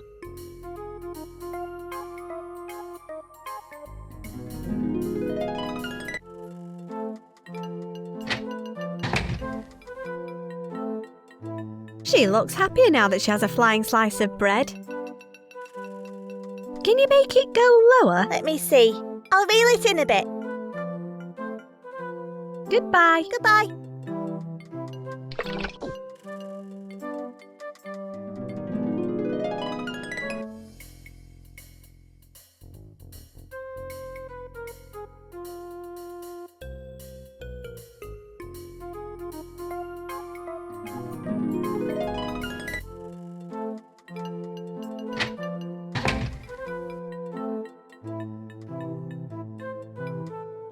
Can you make it go higher? Let me see. I just need to be careful of the overhead wires. If the wind changes direction, they can get caught. I'll let it out a bit. Goodbye. Goodbye.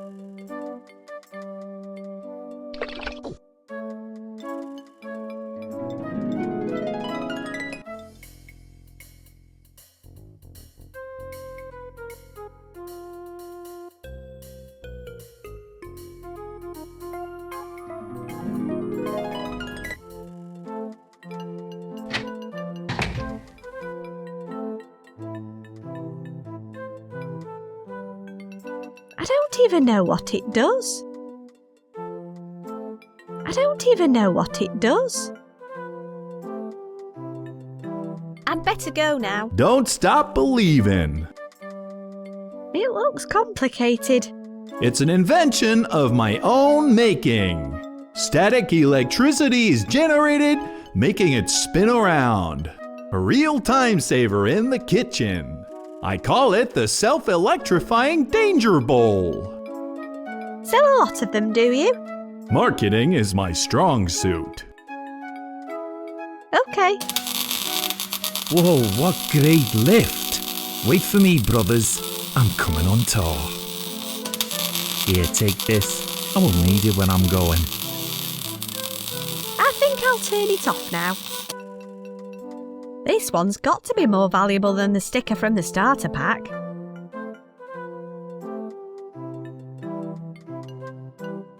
Whoa, where did you find a yeast man? I'll trade it for a ciabatta cat. Hey, don't try to rip her off. Oh, fine. Here, I'll trade my man at Barnes. That's more like it. I'm gradually working my way up the sticker ladder. I think everyone round here already has one of those. You might have to go further afield to trade it.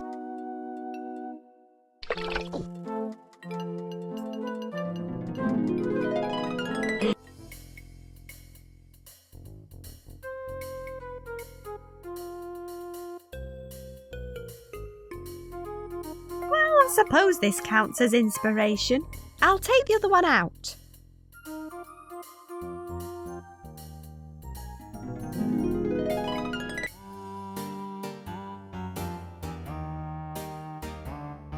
Hi again. Hey, great set earlier. Thanks. Where's everybody gone? They all left after your set. I'm just cleaning up before I knock off myself. Isn't that the same glass you were polishing before? Yeah, I can't get it off. Do you need a hand? Nah, I'm sure it'll come off eventually. You just go about your quest. Do you collect He-Narn stickers too? Of course, doesn't everyone? What stickers are you after? I only need one more to complete my set. Man of Barnes. What stickers are you after? I only Man of Barnes. Bye. See ya.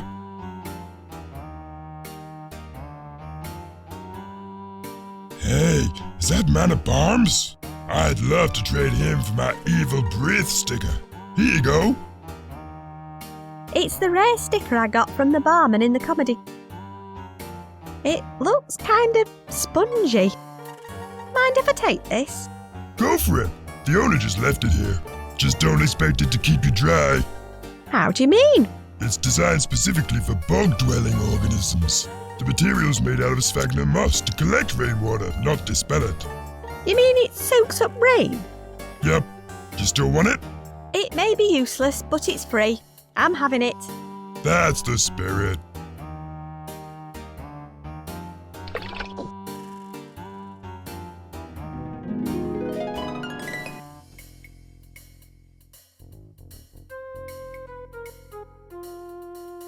There we go.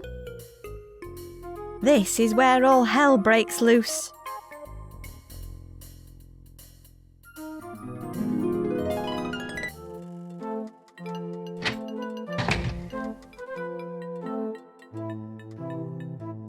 That's evil breath! Please, trade it for my favourite Komodo sticker.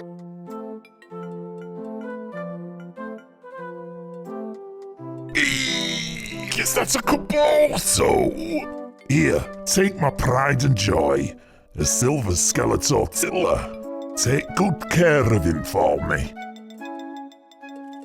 Finally, I got a silver sticker. It's highly reflective. Some beefy chap with a rolling pin and very little on. Just remember to keep them away from rain, ants, and fire. I don't think I can afford them. No, you probably can't. And I certainly don't feel like giving away any freebies right now. Let's give this bun a makeover. What a work of art. I got you this. It's not a love bun, is it? No, it looks nothing like a love bun, because it isn't one. Fine, give it here then. Oh, that feels nice. It makes me feel all generous and compassionate. I don't think I can afford them. Oh, don't say that. It makes me feel awful. Look, don't tell anyone, but you can have that one there for nothing if you like. Go on, off you go. Don't say Panini never did anything for you. Thanks. Here, you can have these paints back, I won't need them. Keep away from rain, ants and fire.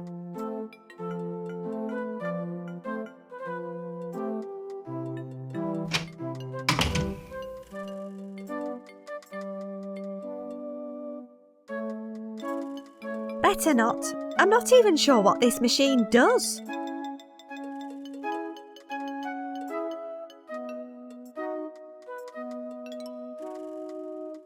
Could you distract her for me? What do you want me to do? I don't know. Think of something devilishly clever. Fine. Hang on. Excuse me. Could I ask you something? Sure, what do you want to know? So, I was thinking. Keep away from me, oven.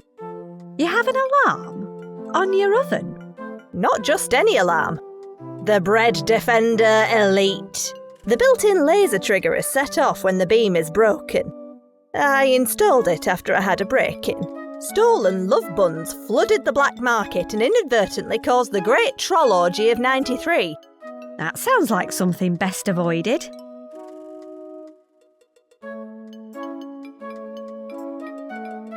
Let's see if I can trick the laser with a reflective sticker. Hopefully that'll stop the alarm going off. What was that? I said I can't stop blowing off. Oh, well, get the hell away from me oven then.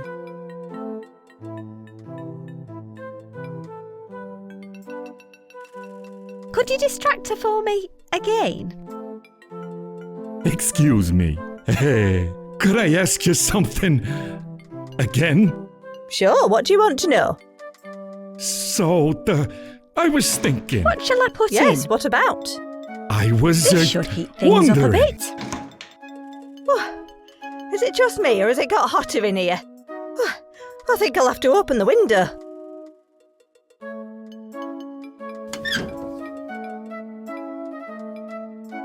There, that's a bit better. It's putting out a lot of heat now.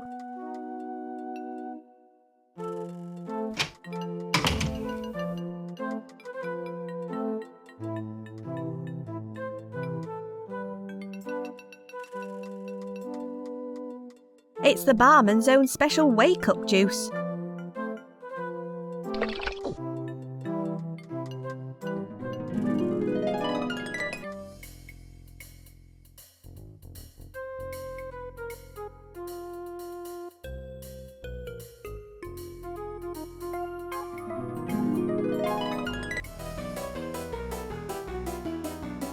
Okay, let's give this a go. Lovely. An umbrella full of monster drool.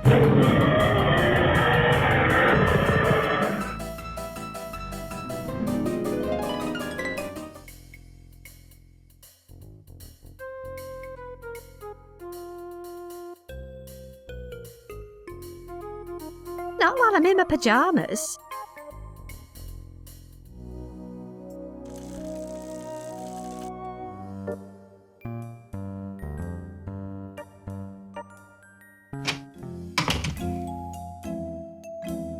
It's for collecting donations. For the weasels. Thank you. Please help yourself to a piece of useless pre-loved item from the bucket. The Iron Maiden Deluxe Heavy Metal Detector. Bring your quarters to the slaughter, or double your nickel back. It's yours if you want it. Free random object. Yes, please. It can detect different metals and depths.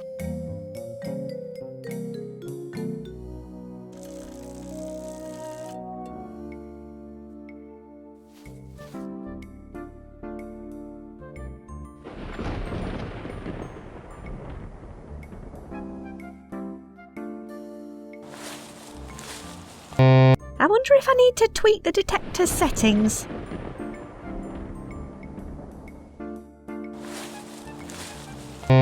I wonder if I need to tweak the detector's settings.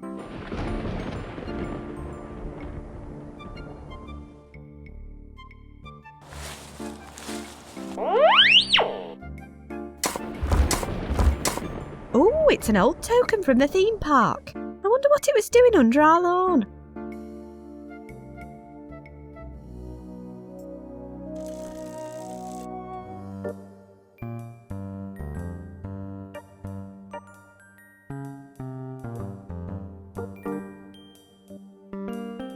I wonder if it still works.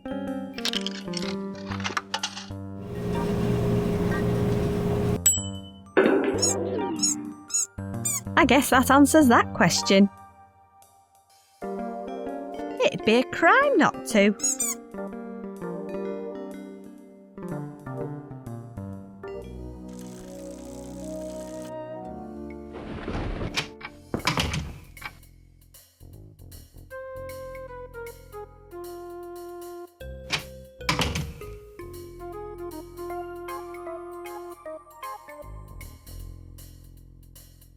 Okay. It's my dream box, with nothing and a toy duck. Picking it up would most likely bring back my nightmare. If I don't add any inspiration into my dream box, I'll end up having that same nightmare again. Or I could pick it up if I don't want it influencing me while asleep. That doesn't need to become an There we go. I'll just stick my pyjamas on.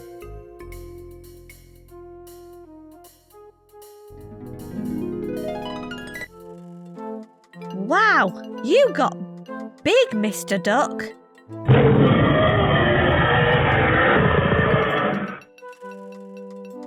I bet he'd be able to get through the Batmaster's door. He can't smell the bakery from here. I guess the wind's blowing in the wrong direction. All right, Duck. Just you. Your pet will have to stay outside.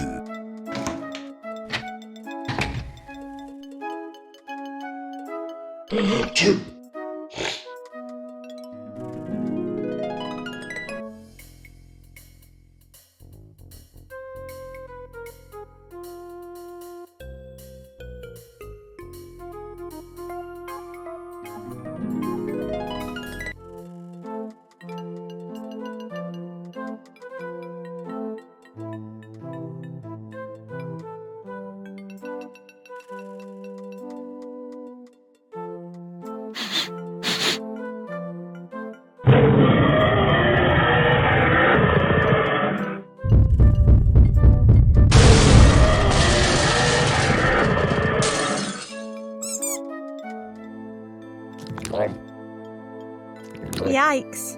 I'm going to assume for now that everyone made it out alive.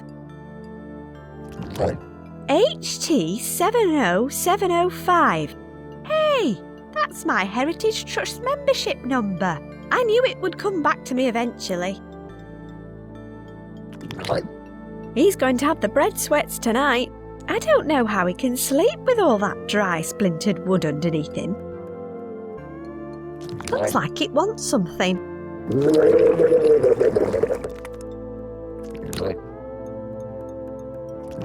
Top secret recipe. Makes 13 love buns. Ingredients. Sourdough starter, 1 cup. Strong bread flour, 1 large bag. Mucus from intended recipient, approximately 300 mils. Method. Feed flour and mucus from intended recipient to starter until it calms down. Bang it in a hot oven for 30 minutes. Sit down with a nice cup of tea. Optional. Sounds simple enough. Okay. I don't want to get any closer. Time for a drink. I think it still needs something to eat.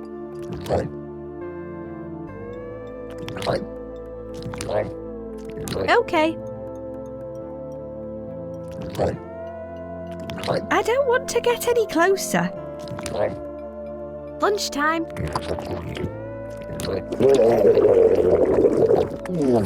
That calmed it down. I can probably pick it up now. Okay.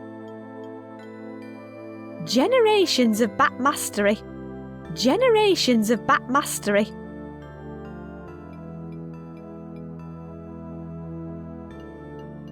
I'd need to find some dry wood first. It looks like the smell of the bread was too much for our web-footed friend. They look very impressive. I can't catch them with my bare hands.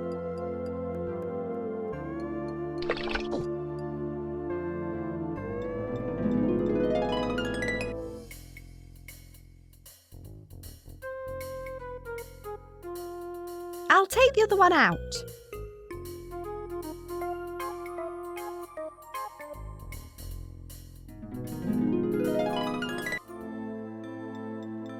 It's a physical manifestation. What do you make of all this? Quite honestly, I think you're insane. Bye. Yeah.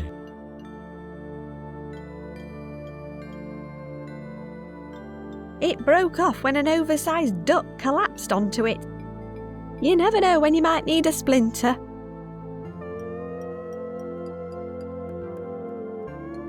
It looks like the smell of the bread was too much for our web-footed friend.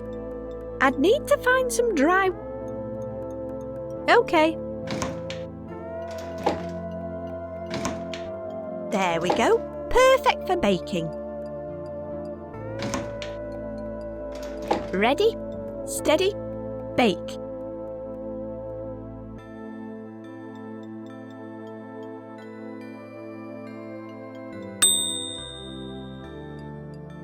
It's done. And it doesn't look too bad, all things considered. That is one monster-sized loaf of bread.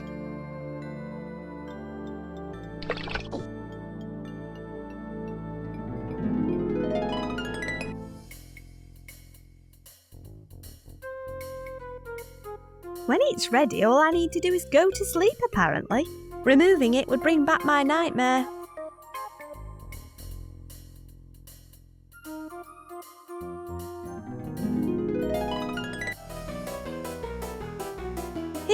Take this.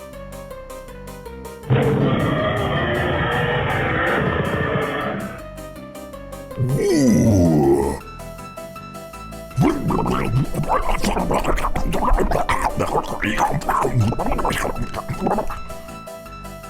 Oh no! What am I doing? I'm so sorry for chasing you. Let me blow you a kiss.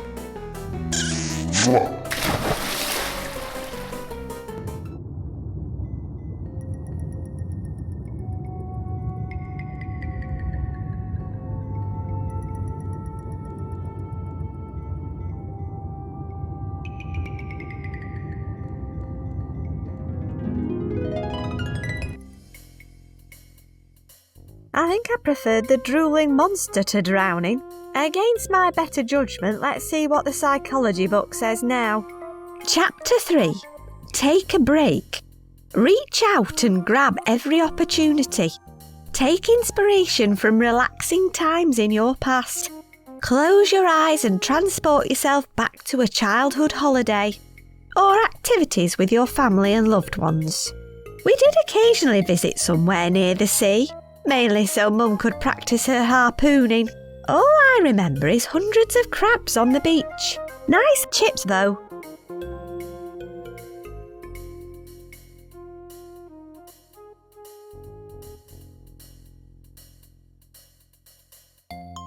Not while I'm in my pyjamas.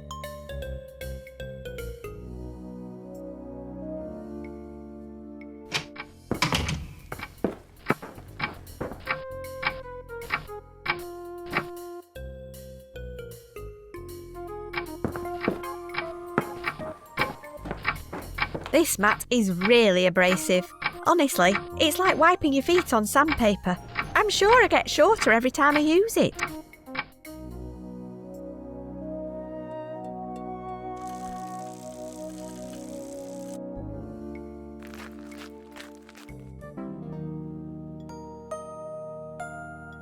I feel like I've seen one of these before.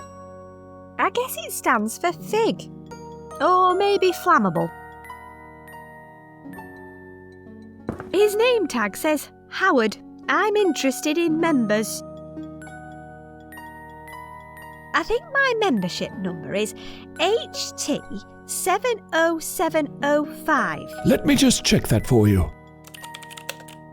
Here we are. Lucy, is it? Yep, that's me. Well remembered. Okie dokie. Let's print you out a visitor pass.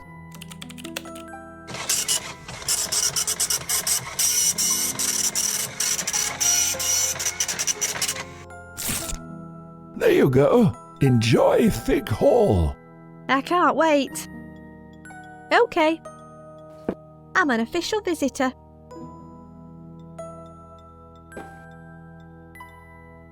I've remembered my membership number. Oh, good for you. Look, I've got a visitor pass. Good for you.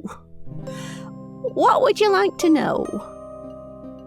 Am I permitted into the cafe now? Of course. Go right on through. What can you tell me about Horatio Fig? Horatio, you say? Fig always his home until he fled town and it was repossessed 10 years ago.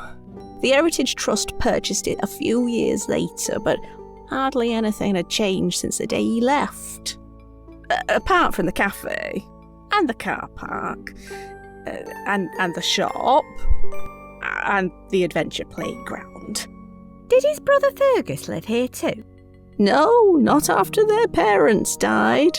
Horatio inherited the all, and Fergus got the rest of the family's land. That was what caused all the problems. Horatio never agreed with his brother's theme park. Thought it was an abomination to build something like that on the family estate. So he killed him? Well, the evidence certainly pointed that way. And after being interviewed by the police, he emptied the family vault and fled town. Sounds like the actions of a guilty man to me. What can you tell me about Fergus Fig? Ah, poor Fergus. He was a sweet boy, really. Young at heart. Nothing like his twin. I know what that's like. You know, I really think this whole theme park idea could have been good for this town. Such a shame. Do you know what happened on the night he was murdered? No one knows for sure. The police got an anonymous tip-off about the murder. Where can I find out more about the murder? The chief of police at the time retired a few years ago. He spent years trying to track Horatio down. It was his obsession, and it took a toll on his marriage. He ended up moving to the other side of the world. Australia? Hull. I don't fancy a trip to Hull. I don't blame you. You could try talking to the arresting officer instead. A nice young American chap. He arrived in Figgington 10 years ago with an head full of dreams. I know what that's like. He left the force last year to follow his lifelong ambition to be a dining critic. He might be able to point you in the right direction. Perfect. Where can I find him? Do you know the Ferret's Head pub in the town centre? It should be opening for lunch about now, and he never misses a chance to critique their pie of the day. Thank you. I'll see if I can track him down. What happened to Horatio and Fergus's parents? A tragic set of circumstances. According to my sources, their mother Lucille Figg died of consumption. Quite literally, in fact. She was eaten by one of the family's pet leopards. Sadly, their father, Archibald Figg, met his demise at his wife's funeral. At the wake, he unexpectedly choked on a piece of swan and couldn't be revived. The old family had a rather odd relationship with animals. That probably explains the theme park and ferret costumes. Oh, fruitcakes, the lot of them. Bye. Goodbye, dear. Hang on. I remember something else.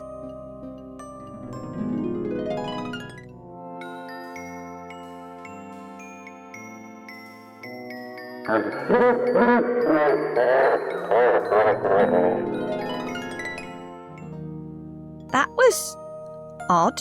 It's no wonder I've been having nightmares with all this buried in my brain. I definitely need to get to the bottom of what happened 10 years ago.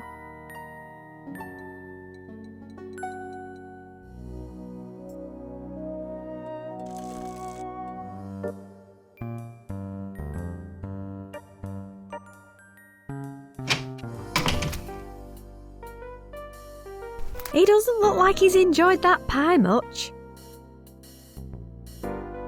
Enjoying your lunch? I literally don't know how to describe it. Did you used to be a police officer? Back in a previous life. The name's Woody. I'm a dining critic now. I visit all the local eateries and review them for the parish council. Is that basically just this pub and the Fig Hall Cafe? Wait, there's a cafe? Well, that's just doubled my workload. Why did you swap the police force for food? Back when I was younger, I trained hard to be accepted into the force. I learned combat, investigative skills, and was even captain of a small team. But I never discovered the true secret of fitting in. Other officers were jealous of my achievements and wanted revenge. That's just the curse of success, I suppose. I had to escape, so I started a new career. That's the end of my tales from the police force. You never know. I may return to it one day, but I'm sure it's changed a lot since I left. Probably not as much as you'd think. Maybe. But I've found true happiness doesn't come from a shiny badge on your chest. It's found at the bottom of a bowl of delicious stew, the middle of a satisfying toasty, the topping on a hot crumble. Unfortunately, I'm yet to find any of those in this town. What can you tell me about the Fig brothers' case? Right now, not a lot. I've got a deadline for the Figgington Parish Council's blog. If I don't get my Pie of the Day review written up soon, it'll be obsolete. What was in the pie? It's not so much about the filling. I review the whole experience. The trouble is, recently I've been getting a lot of flack for my reviews. Our readership want their reviews written for locals, by locals. I've lived here for over 10 years, but I still haven't quite got the hang of the provincial dialect. I need to find regional words to put into my reviews, to to make them sound more authentically local. What local words do you need? Let me see. I need good local words for insipid, leathery, caustic. Sounds like you've had a roller coaster of a lunch. In a lot of ways, eating a roller coaster would have been less traumatic. Could you help me source some local expressions for my review? Then I'll tell you what I can about the case. Okay, fine.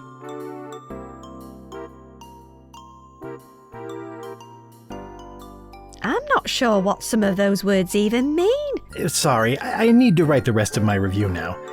Maybe try a dictionary? Bye. Bye. Hey, girl.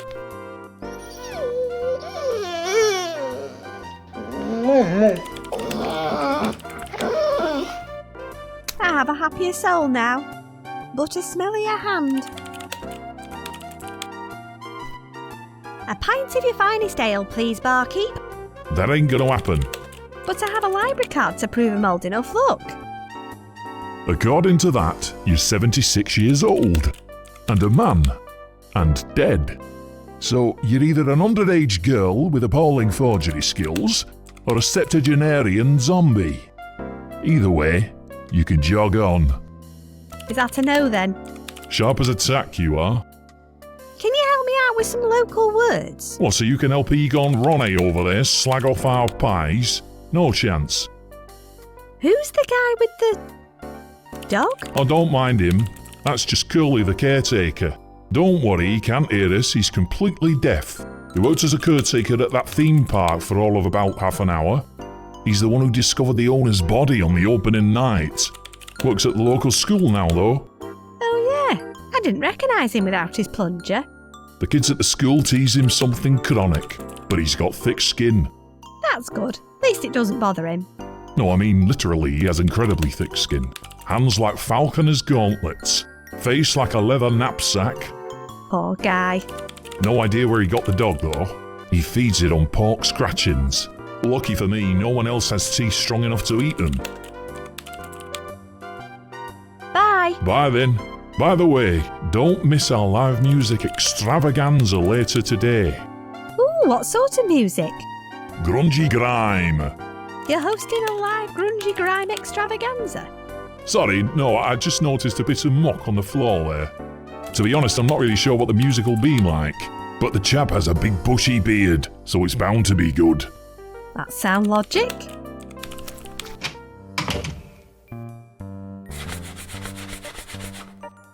He's working those wings with some fine scrubbing. Hello again. Wow, this day just keeps getting better. What do you want now?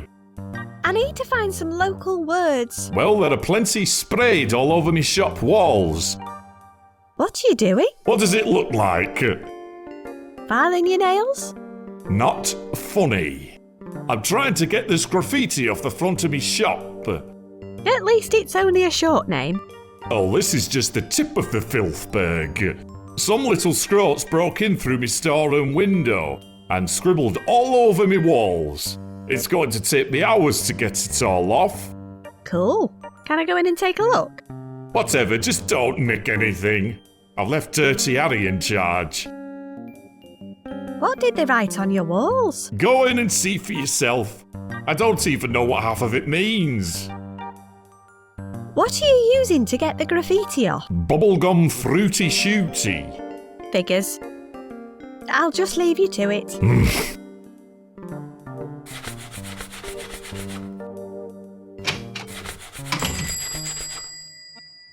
Oi, who said you could go in there?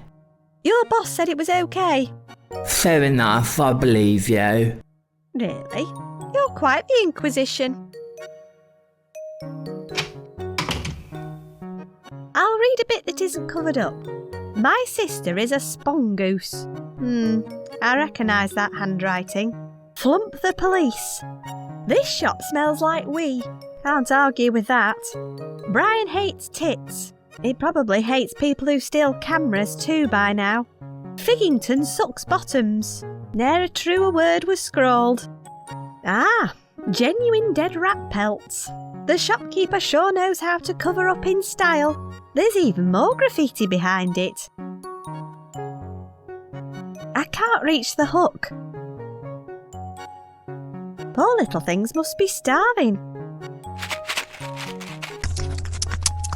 Wow, they made short work of that. Curly has a face like a crumplish swan anus. Judging by what the pub landlord said about Curly's face, I guess crumplish must mean thick and leathery. I love a good local adjective. I must remember to tell Woody about it.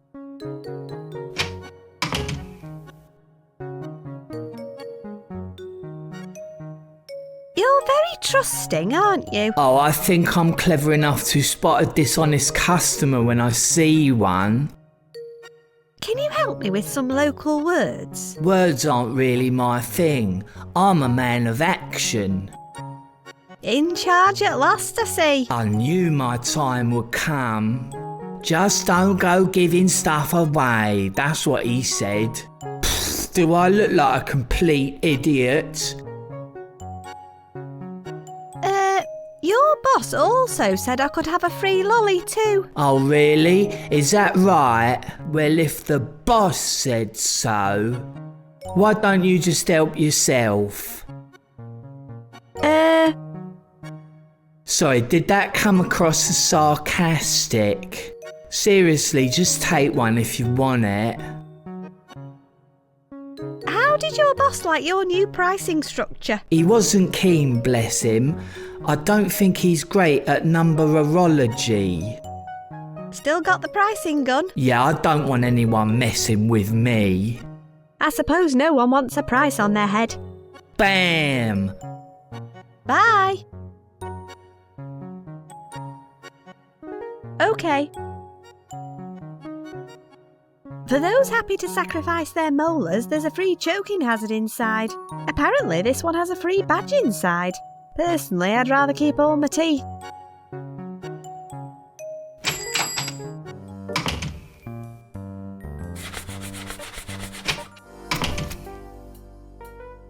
There you go, girl. Can you get through this?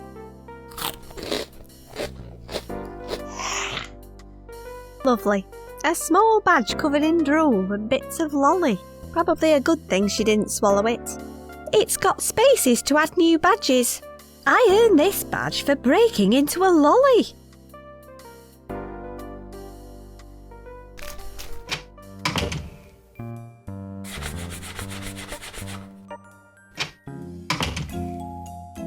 He must love weasels. Not especially.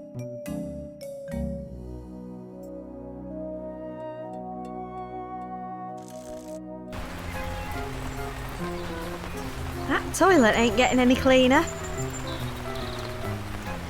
Having fun in there? Just don't. The vicar really did a number on this toilet. There's weird purple goo everywhere and it won't go off. That scrubbing looks like hard work. It's awful. This purple stuff won't come off however hard I scrub. The problem is these cheap council issue cleaning products. I need something more caustic to get this off.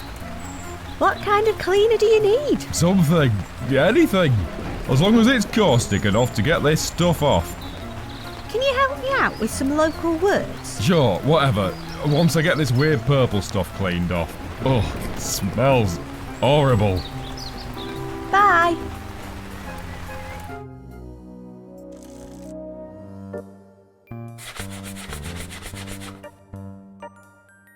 Mind if I borrow your fruity shooty?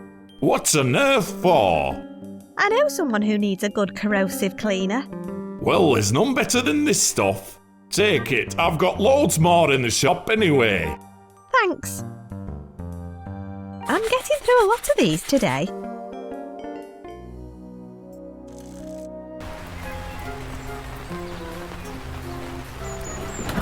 Here, try this.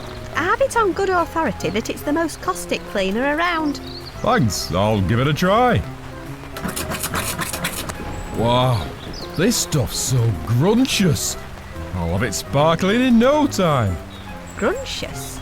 Yeah, corrosive, whilst at the same time disconcertingly sweet. Good word, thanks. No outdoor event would be the same without it.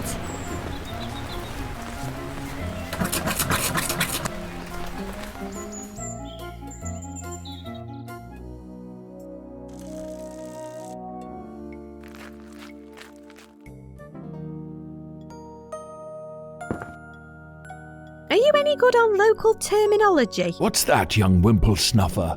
That's a yes then. What's a good local word meaning insipid? I'm not sure what that means. Have you got a dictionary? Nope, but I can probably find one. Never mind. Bye.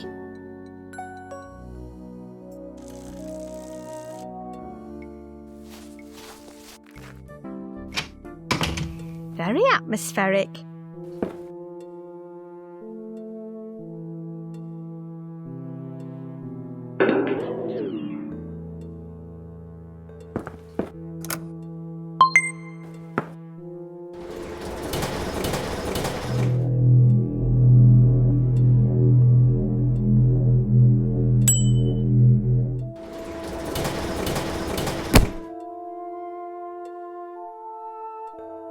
Let's see now. Insipid. Lacking flavour, weak or tasteless.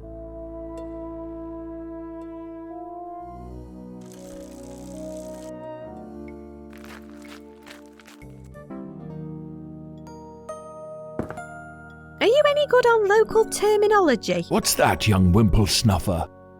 What's a good local word meaning insipid? I'm not sure what that means. Have you got a dictionary? Actually, I do. It says it's something weak, tasteless and lacking flavour. I see. Weak with no taste, eh? Sounds just like the cafe's herbal tea selection to me. Why don't you ask the dinner lady next door? Thanks. Bye. Phew, look at that queue. A 40-year-old photo of the fireplace next door. It's a photo of Fergus Fig.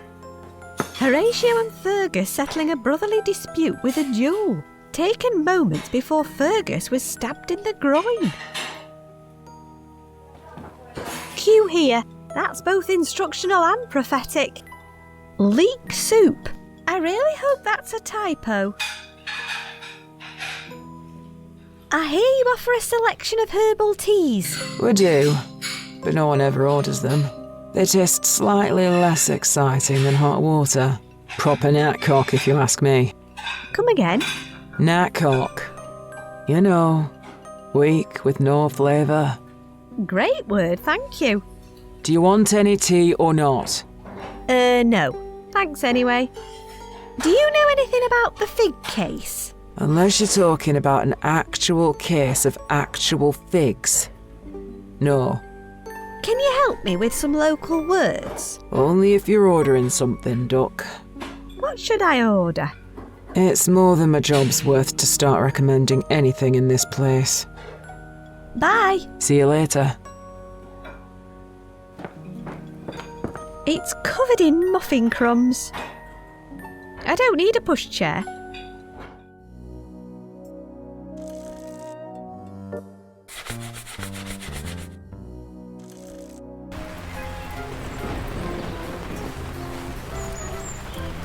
How did the toilet cleaning go? That pink gruncher stuff worked like a charm, thanks.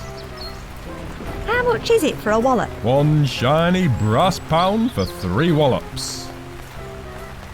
I don't have any money. Then I suppose you need to find some if you want to wallop a goose anytime soon. Bye. Come back if you fancy a wallop.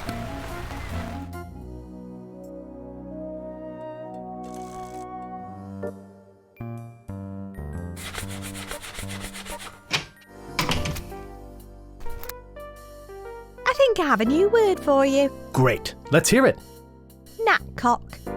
Apparently, it means something weak and tasteless. Ooh, great. That describes the sauce perfectly. Crumplish. I think it means thick and leathery, and also possibly like a swan's anus. Oh, good work. That'll describe the texture perfectly. I must remember to never eat here. Grunctious. It means corrosive yet disconcertingly sweet. That is exactly the feeling I have in my mouth right now. Nice. Right. Let's get this published to the blog. Done. Okay. What do you need to know? Can you tell me about the Fig Brothers case now? Oh, sure. It all started 10 years ago. It was my first week on the force when we got an anonymous tip-off about the body. We brought the victim's brother in for questioning, but had to let him go due to a lack of evidence. That night, he skipped town. And when we searched the hall, he'd hidden an antique sword with his fingerprints on the hilt and Fergus's blood on the blade. Then there were the DNA traces found at the scene. It was pretty compelling, I suppose, and the chief was convinced that he'd done it. What do you think? This was something the chief and I argued over. Something just didn't add up. When we interviewed him, he seemed in complete shock and apparently gave us another lead. But his interview cassette went missing, and the chief was convinced of his guilt. It's all irrelevant now anyway. They dispose of old case files after 10 years, so any possible leads will be gone too. Is there any way I could get hold of one of those case files? I could do with getting to the bottom of this. Actually, I think they're running an auction at the village fete today. They're probably selling some old kitten evidence. You never know. You might get lucky. Great, thank you.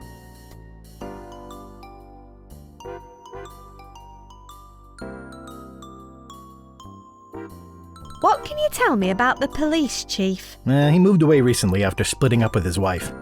If you ask me, it was his obsession with this case that pushed them apart.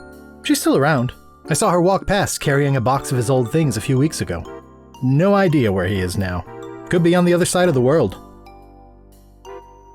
Bye. Bye.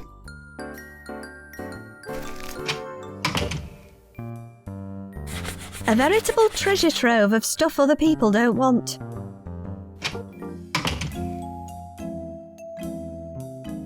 He's filling in a competition form. What are you doing? I'm entering a competition in this kid's magazine. The grand prize is a lifetime supply of fish and chips.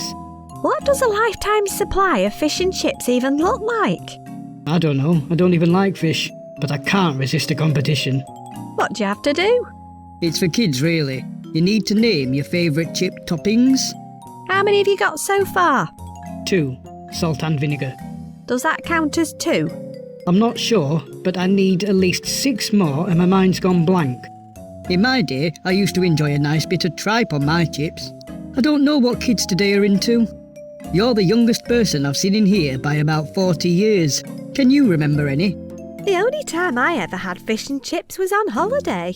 I'll have a think and see if I can remember any. Want some help with the competition? Sure. Can you remember anything that goes on chips? I'll get back to you. Nice cap. Thanks. It's made of genuine fake weasel fur. Do you really love weasels? No, but volunteering looks good on my CV. What's the map on the wall? We use it to plot weasel-related incidents in the local area.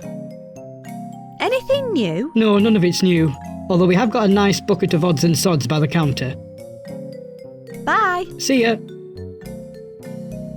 The chart show.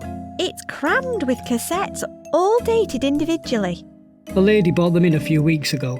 Apparently her ex-husband used to record music off a local radio show every week for years. Never paid for music in his life. She tried to give us his hi-fi too, but the pause button was completely worn out. So I've been listening to them on my Talkman instead. I'll take a look. Oi, don't touch anything. I was only looking. That may well be the case, but I can't watch the shop and fill in this competition at the same time. So in the meantime, just keep your wandering fingers to yourself. You could just put it down while there's a customer in the shop. Oh, so you're planning to buy something now, are you? Just leave everything alone until I'm done.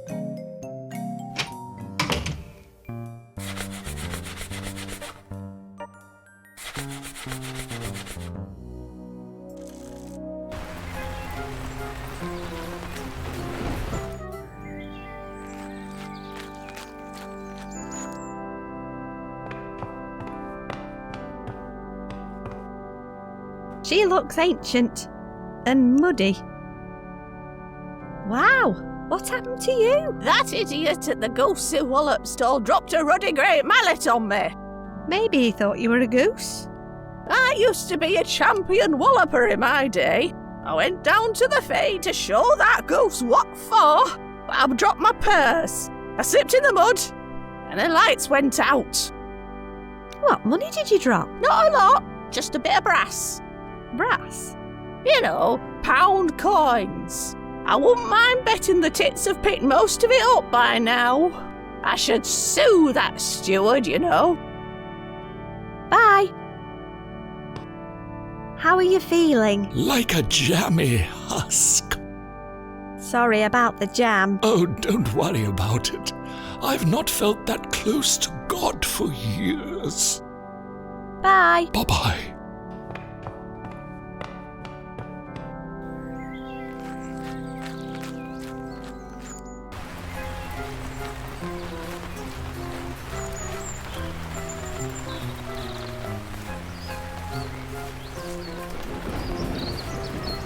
Please, can I have a go? Go for it.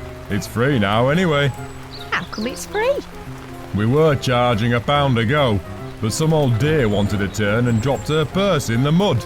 Then the cash all fell out of her purse. Then she slipped and fell on top of the cash. Then the mallet slipped and fell on top of her. I stopped charging in case she tried to sue us or something. The vicar's looking after her now, although I'm not sure who's looking after him. Can I have a go at Goosey Wallet? Sure. Do you want me to explain the rules to you? Nah, I'm a seasoned goose walloper. Fair enough. Let's wallop.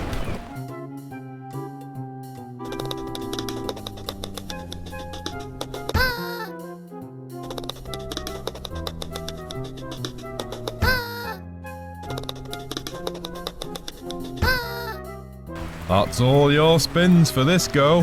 How did you do? 3 wallops. I got that goose proper. Oh, nice one.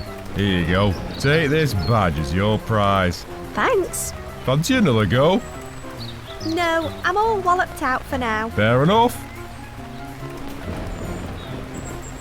Let's check out my badges.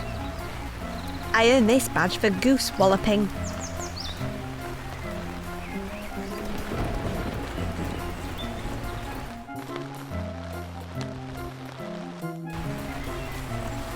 No outdoor event would be the same without it.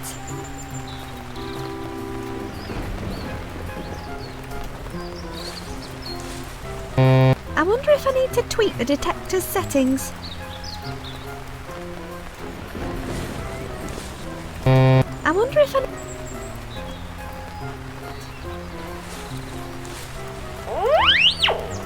Ooh, I just found £1.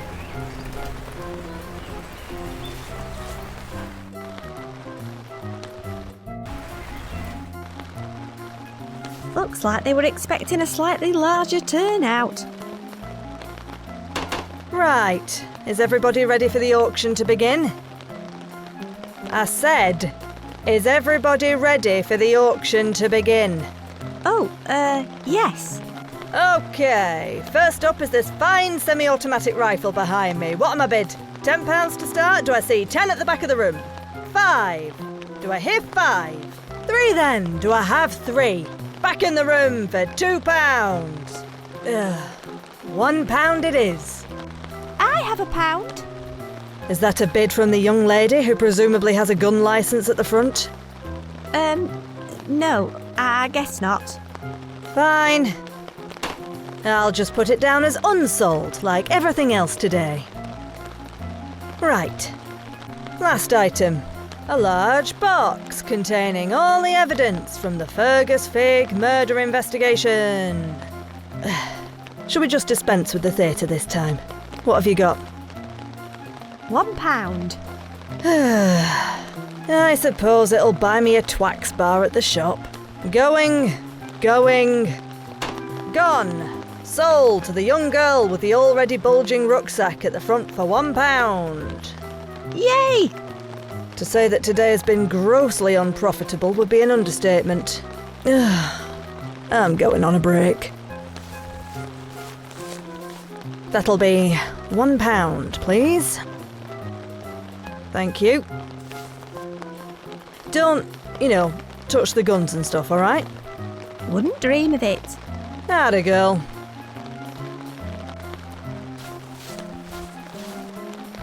Right, let's have a rummage in that box.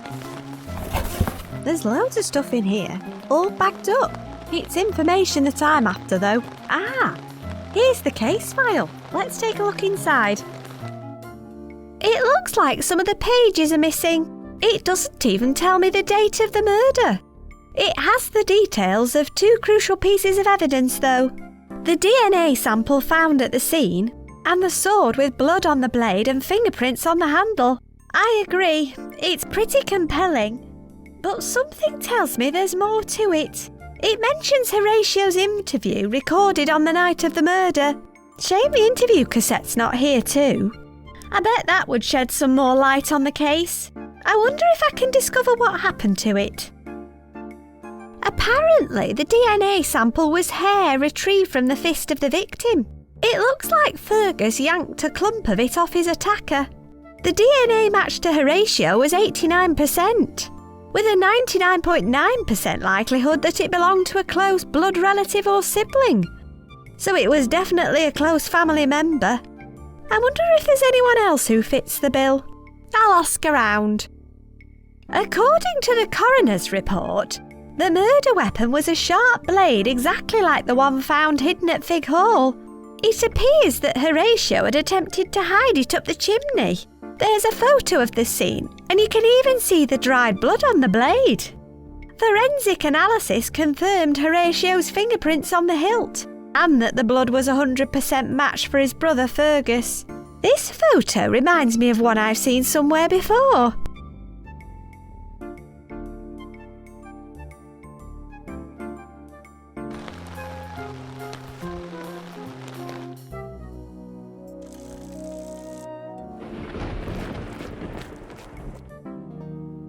I guess it stands for fig. Or maybe flammable. It's full of plastic logs. I feel like I've seen one of these before. Did Horatio Fig have any other close family? Well, it's possible. Apart from Fergus, they were a pretty secretive bunch. There could have been an old herd of them living here for all we know. There was a family tree hanging on that back wall when the Heritage Trust first took over. Oh, but that was stolen at the same time as one of the antique vases. No prizes for guessing who was on duty that day. Marjorie? Marjorie. They never even took a copy of it, so unless someone finds it, we'll never know. Where's the family tree now? Your guess is as good as mine. It was stolen around the same time as that priceless vase went walkabout. What happened to the other vase? It was stolen while Marjorie was on duty. Oh yeah, the curly-whirly eater. Quite. It's probably found its way into the house of a wealthy collector by now. Bye. Oh, come again soon. It's good to see your continuing interest in local history.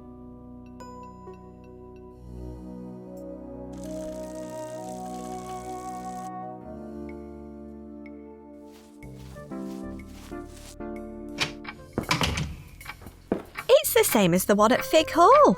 Apparently, the other one was stolen at the same time as the Fig family tree.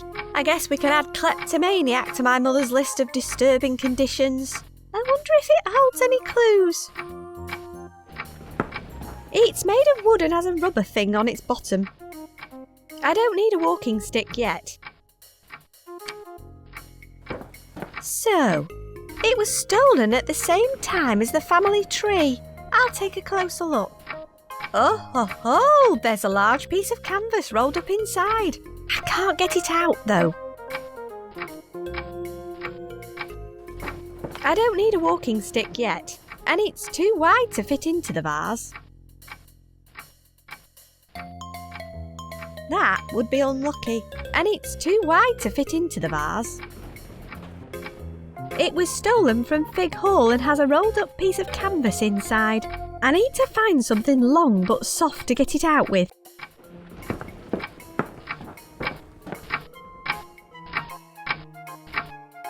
They're tall, thin and pointless. They're not strong enough to get anything out of the vase.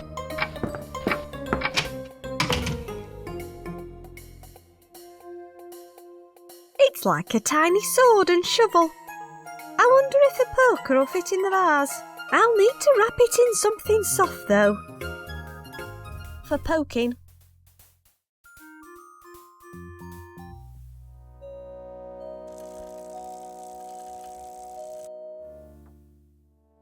It's too hard. I need to wrap it in something soft first.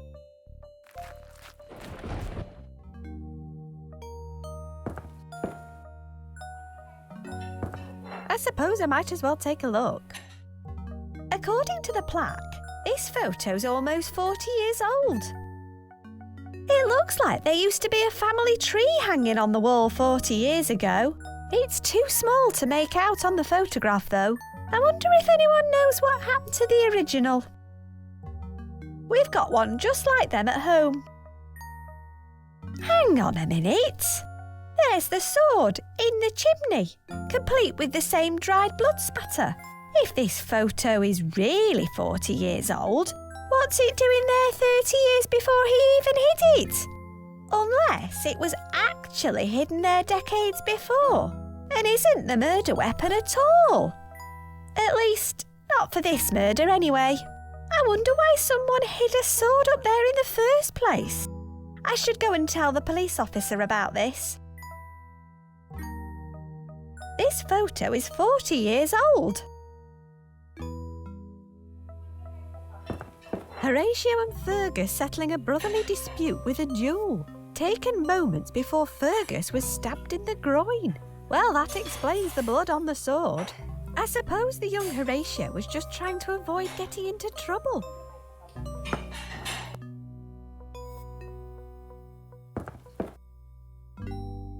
Did Horatio Fig have any other close family? Well, it's possible.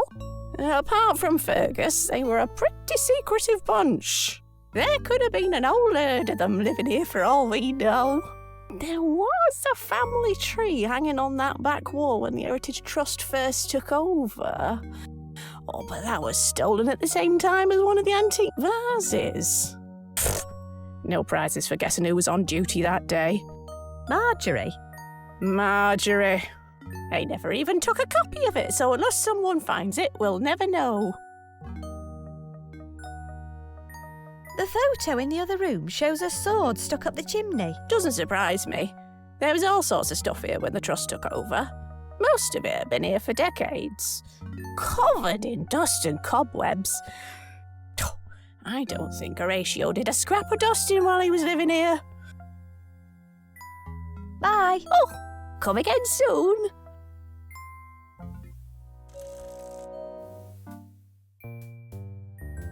Hello. Hello, hello, hello.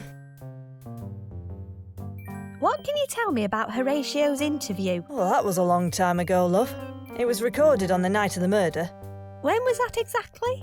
Look, I don't mean any offence, but could you just drop it? Leave the detecting to the detectorists. There's no need to lose any sleep over it. That's precisely my problem. I just know there's more to it than the case file suggests. What was the exact date of the murder? This case is closed. What if I could prove that the original evidence isn't strong enough to support the case? Then you'd tell me? There's something about this case. Brings out the obsessive nature in people. Something tells me there's more to it. I can't explain why. Whatever. In the unlikely event you can cast serious doubt on both pieces of evidence in the case file, I'll throw all caution to the wind and tell you. Like it'll make any difference. I found some evidence. Which piece? The sword was hidden in Fig Hall fireplace 30 years before the murder. Well, that sounds highly unlikely. Show me some proof. Like what? Photographic evidence is always nice. Enjoying your twacks? It's okay. I'm sure they used to be bigger.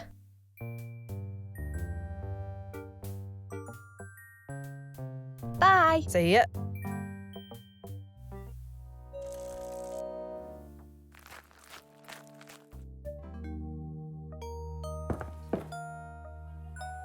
I wonder if anyone would notice if I took this. Yup. Plus, I have an alarm switch right under the counter. And Howard the receptionist does a mean pile driver. You can pick up a promotional pack for members at reception. I think there are some postcards in there. Thanks.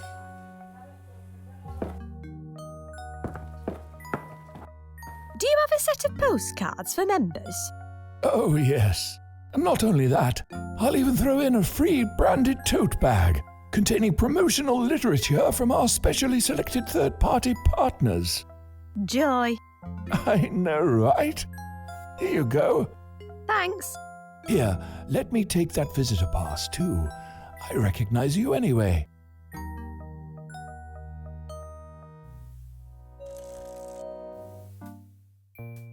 It's got some postcards and promotional junk in it. I'll take them out.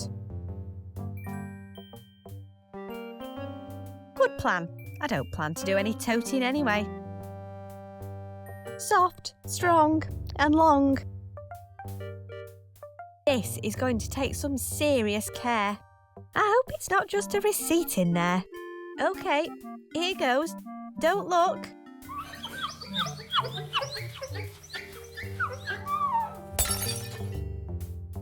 I am in so much trouble. Oh well, let's see what we've got. This is it. The Fig family tree. Why on earth did my mum nick all this stuff? I really worry about her sometimes. I can see Horatio and Fergus right at the bottom of the tree, but there's another name right next to Fergus. So they did have another sibling. I can just make out the words A Fig, but the rest has been torn off. I guess they were even more of a black sheep than Horatio. I should show this to the police officer right away. One of them shows the sword stuck up the fireplace, and the other shows the Fig brothers duelling 40 years ago. Here you go. This photo was taken 40 years ago. You can clearly see the blood-stained sword in the fireplace, and the other photo shows the two brothers duelling when they were younger. That's likely when the sword got covered in Fergus's blood. Okay, I'll buy that. Fair dues. You're not at all bad at this. Found anything about the DNA yet? Actually, yes. According to this family tree, Fergus and Horatio had another sibling with the initial A. The hair sample could have come from them. That does cast doubt on the DNA evidence. Where are they now? I don't know. No one's told me anything about them. Now will you tell me the date of the murder? Okay, fair enough. The murder took place 10 years ago this year. Yeah, I know that already. All right, keep your massive hair on. Did you know that the murder took place on the night the theme park was due to open? Yeah, I discovered that earlier too.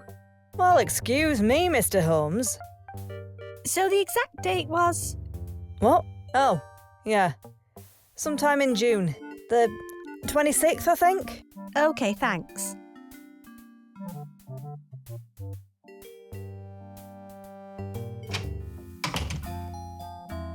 The charts show. It's crammed with cassettes, all dated individually. I'll take a look. Boy, don't touch anything. I haven't finished filling this in yet. Don't let me keep you. Believe me, I'm trying.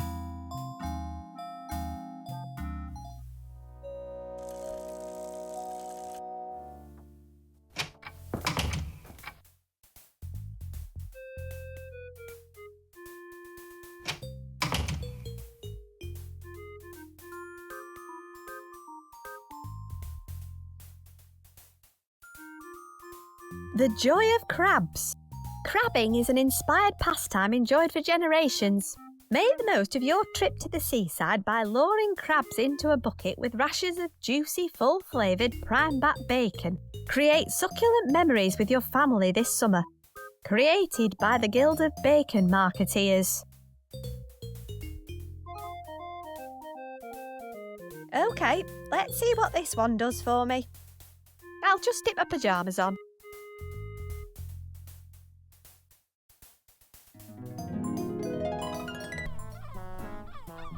Ah, this is more like it. I love the seaside. That makes one of us. Looks like the tide's out. Feeling the nostalgia? Is that like nausea? No, it's that warm, fuzzy feeling you get when reminiscing about the past. Then no, I'm not feeling that. Bye. It's a puddle of congealed brown. Who knows what it is? Actually, thinking about it, the owner of the chip van probably knows. He's got a prime location. Looks like the gull's guarding a load of old chip wrappers and sauce pots. Not while the gull's sitting on top of it. It smells amazing. What's that brown puddle over there? Gravy for going on chips. Of course it is. How are you doing? Oh, not good. Me nozzle's clogged. No one wants that. What nozzle are we talking about exactly? It's the end of me oil thermometer. Without a clear nozzle, I can't get the oil to the right temperature. And there's no way I'm serving underripe chips. Quite right too. I'm looking for something that'll help me reach out and grab stuff. Well, don't look at me, love. Although people find plenty of stuff on the beach at low tide. Especially if you look under things. You should ask the sergeant. He hides away on a rock formation out in the bay. Oh yeah, I see it. Who's the sergeant? He's not really a sergeant. Well, obviously. He gave himself that title and likes to lord it about the place. That was until he almost got himself eaten. That brought him down a peg or two. Now he's in hiding and spends his time combing the beach. He collects all sorts of rubbish that the tide leaves behind. What's the rock formation in the bay? It's an island at high tide. That's where the sergeant is living now. That's if he's still brooding over his capture. His capture?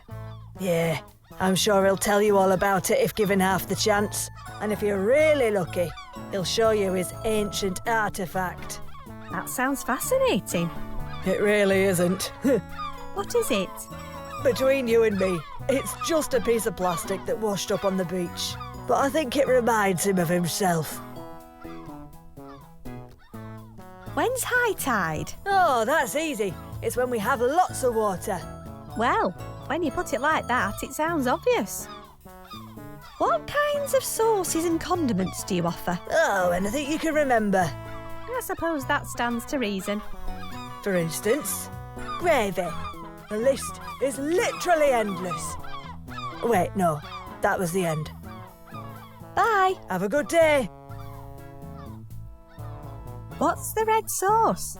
Oh, heck all that red sauce. Genius. Salty.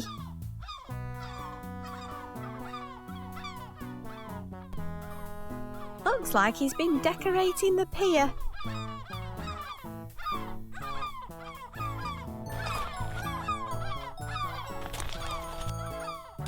You can find loads of stuff under seaweed at low tide. Nothing under there. You can find loads. Great, more brightly coloured litter. I don't think this will help me much with my nightmare, but it looks like it's in good working order. Okay.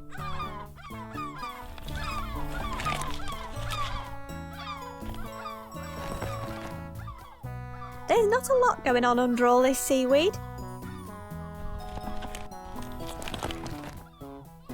Just more beach under there.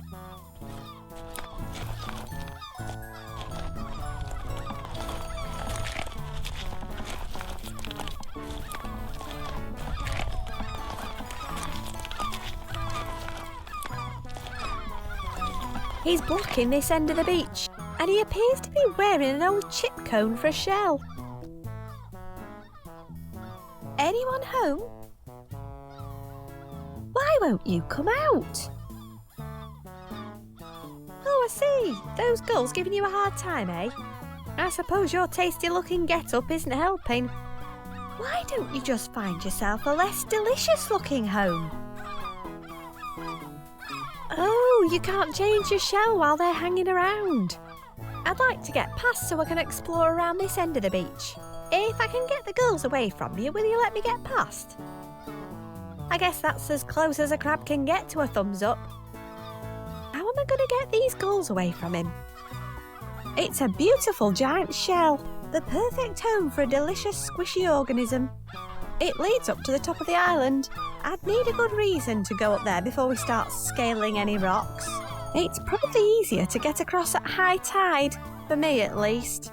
I can't reach it with this crab blocking the way though.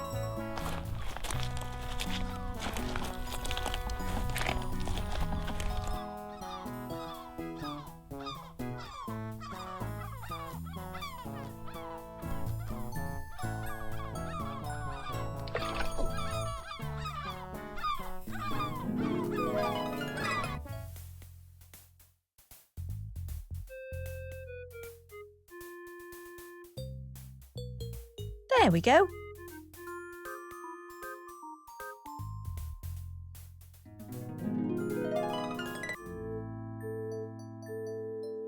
A load of bread rolls. I'll just take one. Okay, let's go catch something that likes bread.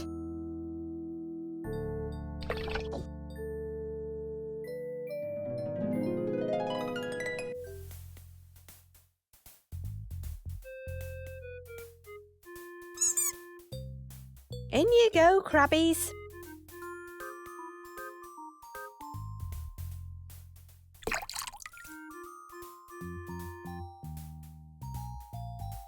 Okay.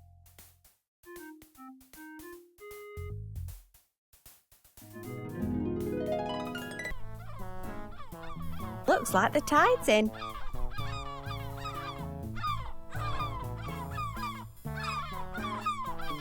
He's having a nice bob. He's so soft, I just want to sit on him. Okay, I'm sure this is safe.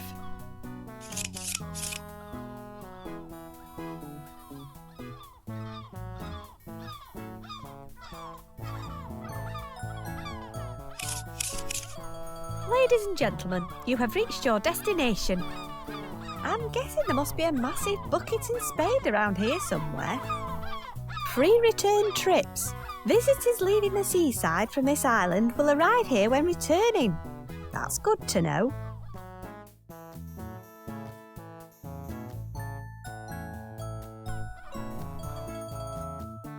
That is one enormous crustacean. Oh, woe is me. Is it? It certainly is, young limpet, for I have upon my claw a ring of pure shame. It looks like a pure rubber band to me. What is a mere rubber band to you is a badge of humiliation for a glorious creature like myself. A crustacean's claws are a symbol of his potency, his strength, his virility, his, nippability.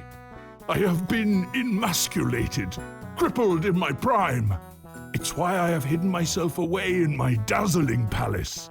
The drapes are pure bladderwrack, by the way. But, where are my manners?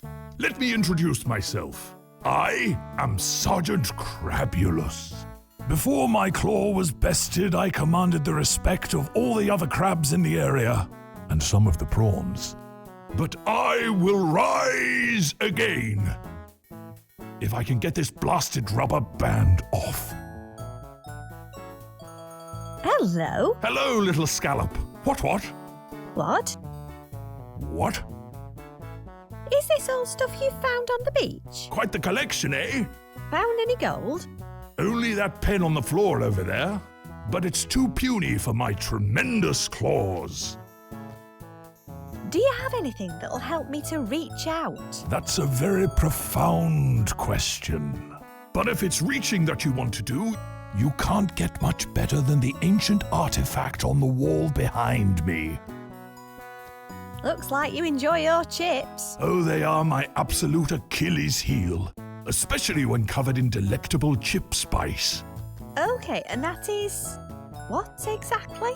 Oh, my dear, you simply haven't lived if you've not sampled the salty fire of chip spice. A subtle blend of aromatic herbs, spices, and monosodium glutamate. What I want to know is, how come you remember something like that if I don't?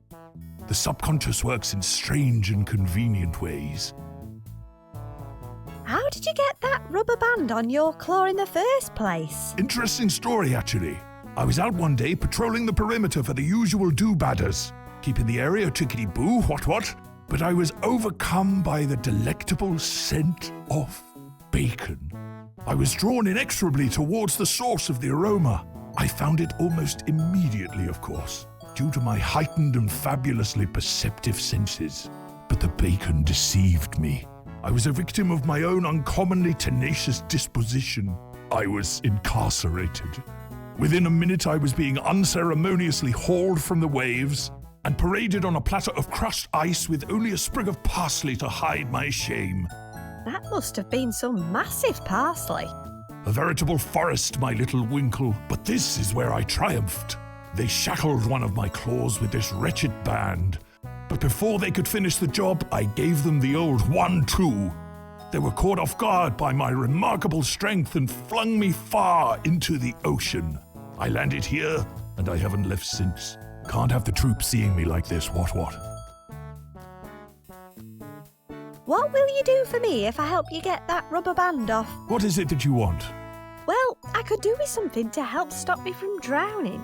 Something that'll help me to reach out and grab opportunities. I don't like the way this is going. Something a bit like that ancient artifact on the wall. Well, isn't that just typical? Of course, you could just wait for the rubber band to decompose. It'll only take 50 years or so. Oh, okay, fine. Just get this band off me. How can I get the rubber band off? If my own mighty strength can't get it off, you're certainly going to need help. Do you have anyone who could help you? You know what? I think I might. If I can find a way to get him onto this island. Bye. Goodbye, my little barnacle. What's this for? Beachcombing. Ba-dum.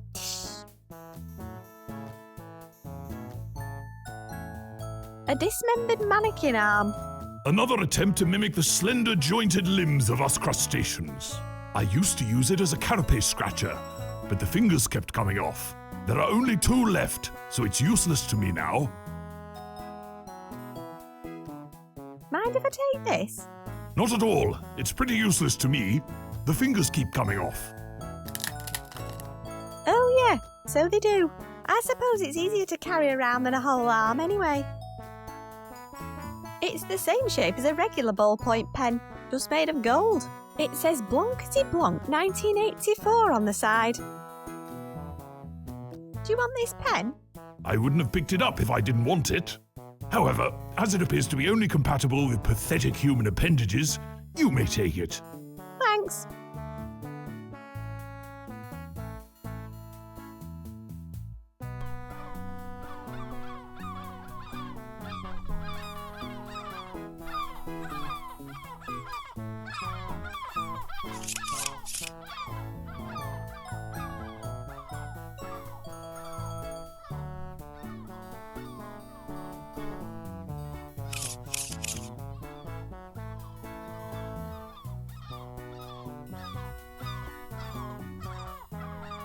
I found this thing.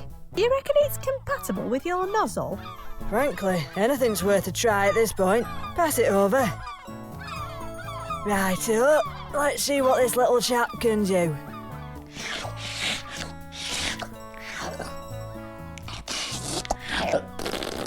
That's done it. I better get some chips in fryer right away.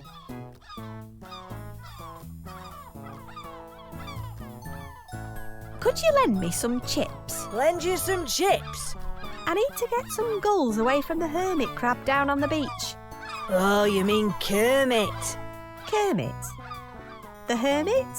I guess it's some kind of rhyming nominative determinism.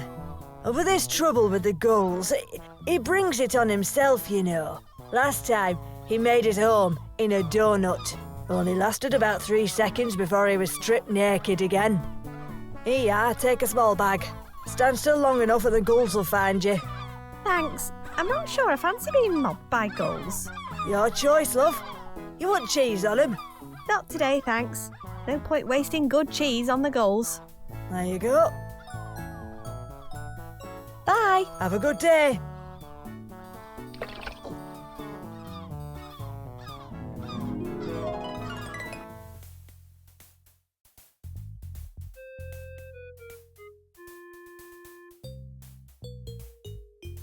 Okay.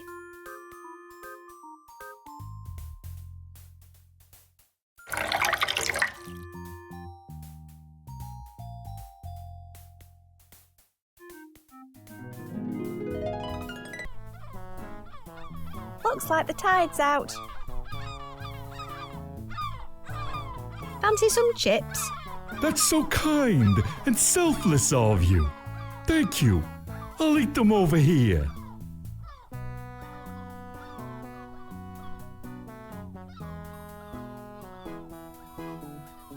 Aw, it's nice to see him making friends. I'll let him enjoy his chips and his goals. Let's take a look. Mostly salty paper. Although, aha! There's a pot of something not entirely unlike vomit. It's curry sauce. It's curry sauce. What kinds of sauces and condiments do you offer? Oh, anything you can remember. I suppose that stands to reason. For instance, gravy, curry sauce, chip spice, red sauce, cheese. If you can find it in your brain, we'll put it on chips. Bye. Have a good day.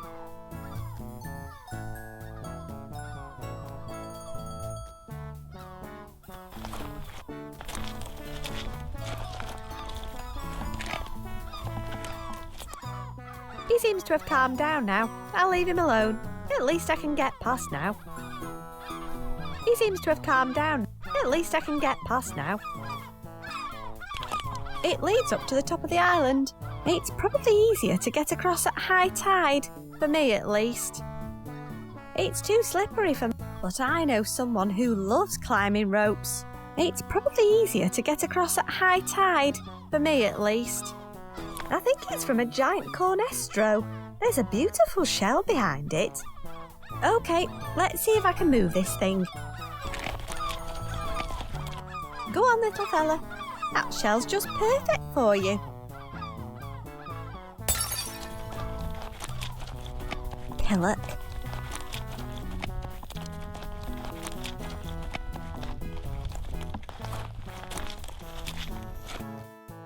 Did you enjoy your chips? Just, don't. At least your new friends all seem to have gone now. You've got white on you. Are you actually enjoying this? Honestly, I don't even know anymore. I need your help to get the rubber band off a giant crab's claw. Why am I not even vaguely surprised? How do you think you could get up onto the island? Got a trampoline? Nope. Good. Do you reckon you could climb that rope? But so you can leave me hanging there again? Oh, come on, please. This is the last time I'll ask you to do anything with a rope. I promise. You know, I'm only doing this because I have literally nothing better to do.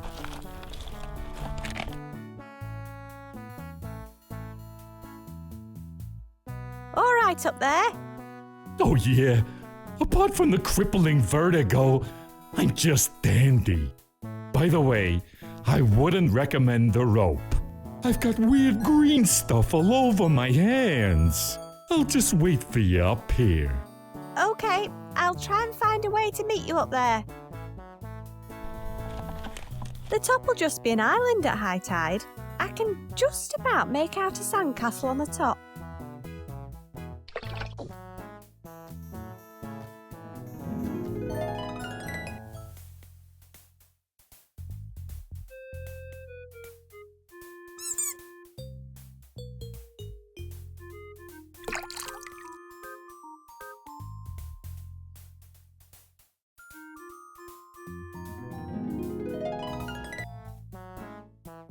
Looks like the tide's in.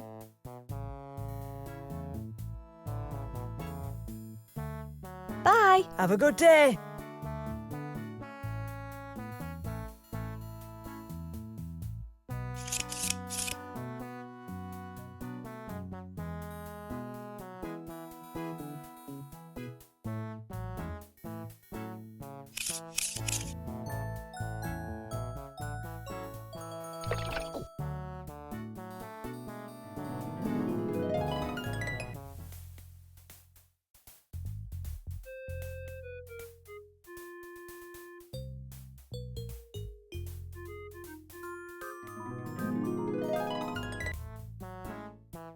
Looks like...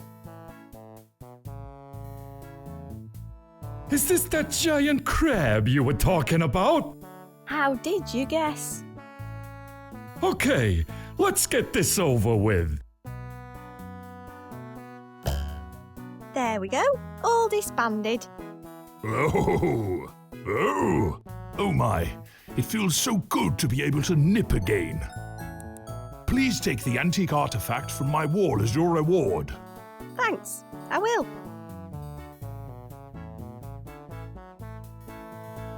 I've asked a lot of him already. I'll give him a break. I'll leave him alone now.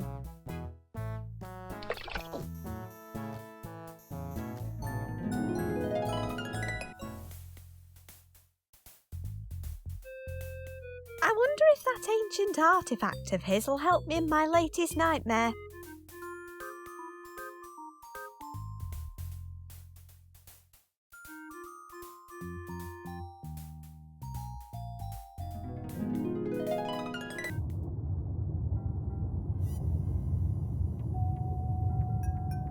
That's not a trap.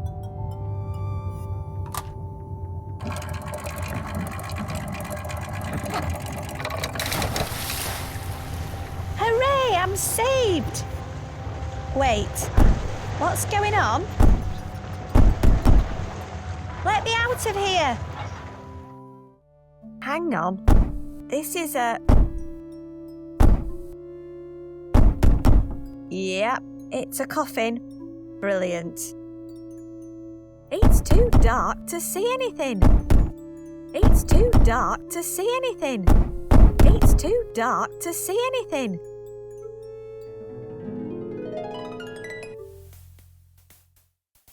That was definitely the worst one yet. This psychology book is utter bobbins. I'm giving it one last chance, then I'm making it a new home, in a shredder. Chapter 4. Make yourself heard. Don't become silenced by fear.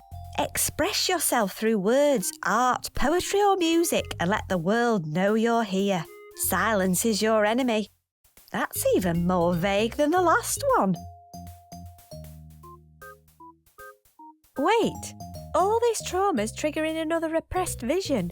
Lucky old me.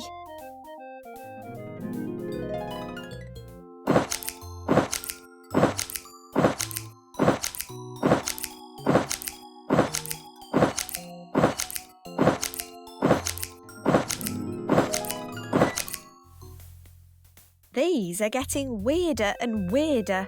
My mum won't even allow scissors in the house. I must be getting close to discovering the root of my nightmares, and my subconscious is trying to defend itself.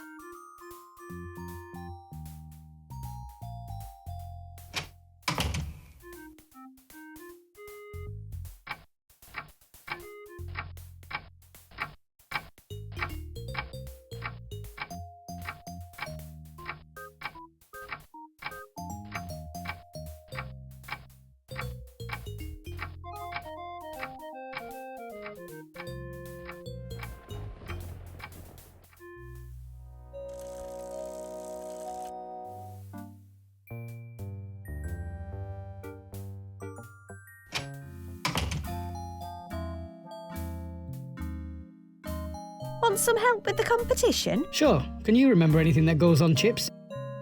What about gravy? Of course, that's going in there. I still need 5 more. Red sauce is a popular choice. You mean ketchup? I'm not sure. I think they're the same thing. Then it's going on the list. 4 more to go. Curry sauce. Oh, yeah. I only need 3 more now. Have you got chip spice? Is that a medical condition? Possibly, but I'm talking about a spicy powder you sprinkle on chips. That's good enough for me. Another couple and we're there. Apparently, cheese. Ooh, that sounds lush. Thanks. I just need 1 more. How many more do you need? I just need 1 more. I'll get back to you. Bye. See ya.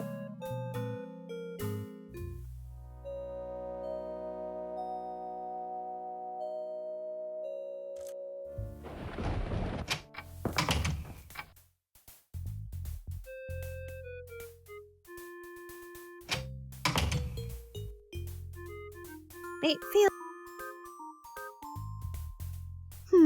Maybe next...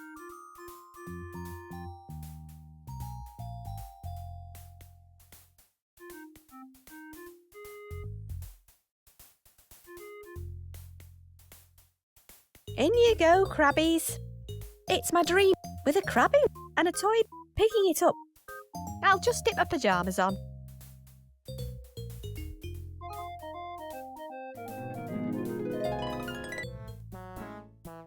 Looks like the tide's in. I don't think he's enjoying the seaside. Come to think of it, I don't think he's enjoying anything at all. I suppose this must be chip spice. Yum yum yum yum yum yum yum yum yum yum yum. I don't need any seasoning. There are chip wrappings everywhere. I can't help myself.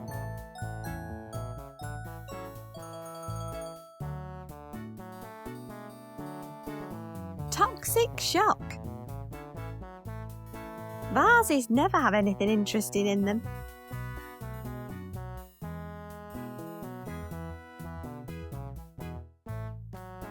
They're pure bladder-wrack, apparently. There are chip wrappings everywhere. I can't help myself.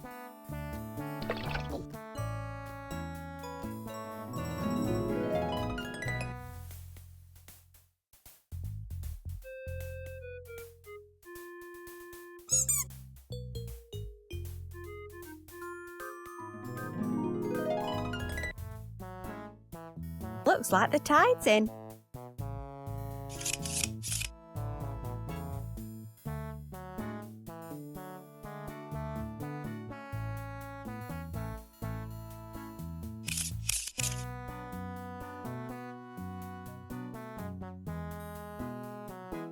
Salty.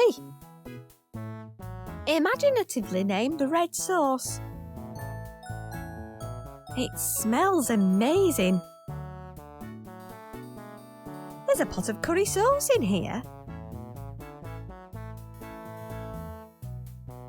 What kinds of sauces and condiments do you offer? Oh, anything you can remember.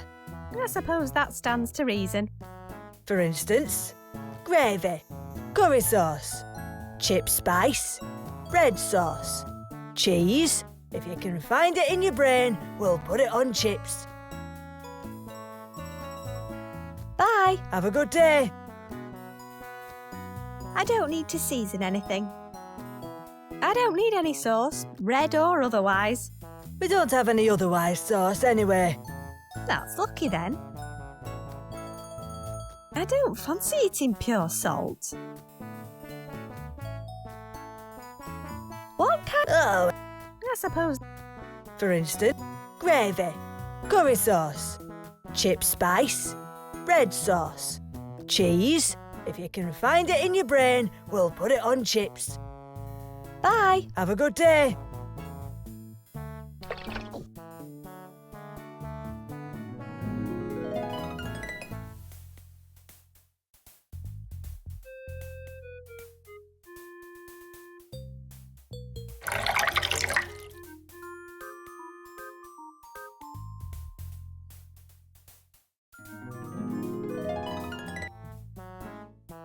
Looks like the tide's out.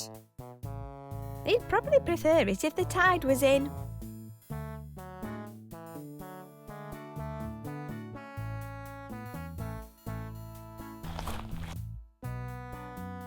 This place is a dump. Not sure what that says about me.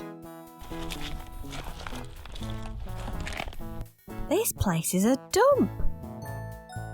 I'll deal with all this when I'm older. It's Kermit's old house. I'm happy in my dungarees. They look a lot less appetising when they're on the ground. And that's saying something. Yeah. No.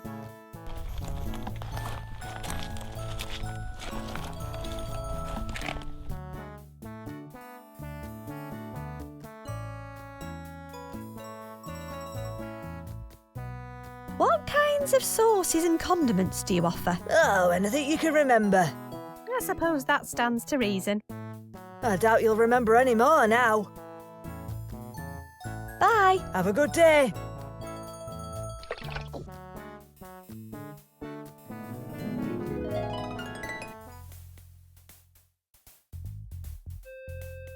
Not while I'm in my pyjamas.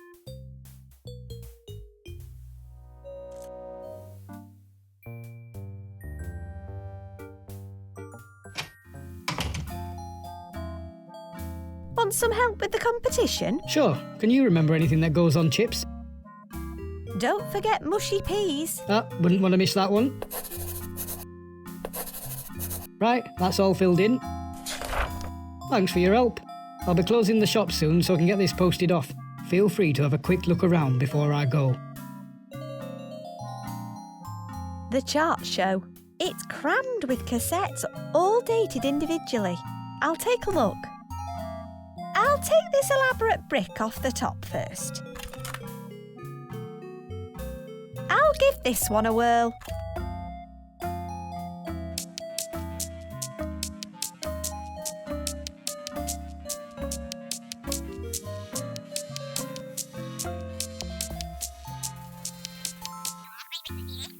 Wait a minute, there's something after the chart show recording. It's people talking. This is it, the missing interview cassette. I'm going to take this home and listen to it in private. Oh, are you now? I hope you're going to pay for it. Oh, come on. I helped you out with the competition. How about I let you swap it for something else? What about the metal detector I got from here in the first place? OK, fair enough. Just stick it back in the bucket of pre-loved belongings. You can take this trowel too. Forgetting something. My cassette player. Whoops, sorry. Honest mistake. Yeah, right. That's better. Now off you pop, we're closing. Time to go home and listen to this cassette properly.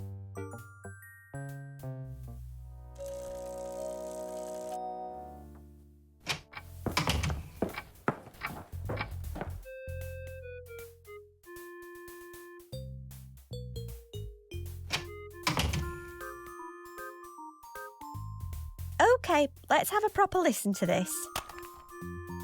Interview with the murder suspect. Can you confirm your name for the tape, please? Horatio Fig. Speak up a bit, please. Horatio Fig. Thank you. Now, what can you tell me about your whereabouts earlier tonight? I've been home all evening. Really? Well, we had an anonymous tip-off earlier tonight that you were seen fleeing the new theme park. Do you have anything to say about that? I went to wish Fergus luck. Oh, of course you did. I've heard you're a very strong advocate of theme parks on your family's land. OK, look, I know Fergus and I haven't always seen eye to eye, but kill me own brother? I couldn't, I wouldn't, and what could I possibly have to gain? Oh, I don't know. Your brother's share of the estate, perhaps? Fergus saw to it that would never happen when he amended his will recently. Really? So I suppose we're looking at revenge, plain and simple then. Look, I don't need Fergus' money. I'm innocent and I can prove it to you. I'm all ears. Just check the tapes. Tapes? What tapes? The security tapes at the theme park. Fergus told me it had state-of-the-art video surveillance. Do I look like a complete idiot to you? Of course we checked the security tapes. They were all empty. Obviously, someone decided they didn't need to be turned on tonight. You don't have any evidence to pin this on me. You'll have to let me go. I know my rights. Oh, it's just a matter of time. I know a guilty man when I see one. We'll be starting with a thorough search of that eyesore you call home as soon as I have a warrant. The head. I beg your pardon? The head of the ferret costume. Where is it? Why don't you tell me? Fergus told me he had video cameras mounted inside each of the theme park costumes. After he kept being punched by members of the public whilst handing out flyers. If you can find the head, you'll find the tape and the real killer. Well, you saw to it that the head would never be found, I'm sure. This interview is terminated. I'll be seeing you again very soon, Fig. Wow, that was intense. I guess they never found the ferret head or the security tape.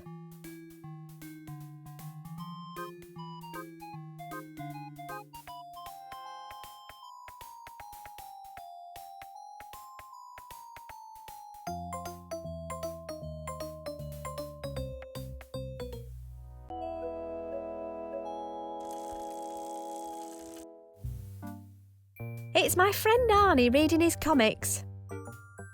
Hey, Arn. All right, Luce. How you sleeping? That seems to change almost hourly. In the meantime, I'm trying to solve a decade-old murder case, in the hope that it will somehow help me understand or otherwise purge my troubled mind. Well, good luck with that. What do you know? What? You want to know literally everything I know? No, it's a greeting, like, how are you? Oh, right. So you don't want to know what I know? No, not really. Not unless you know where to find a giant ferret head.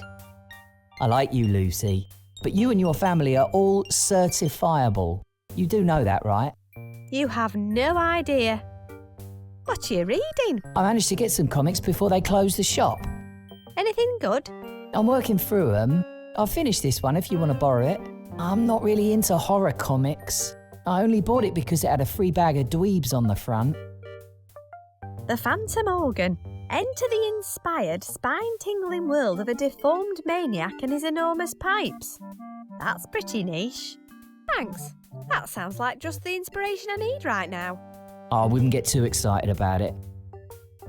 Bye. See ya.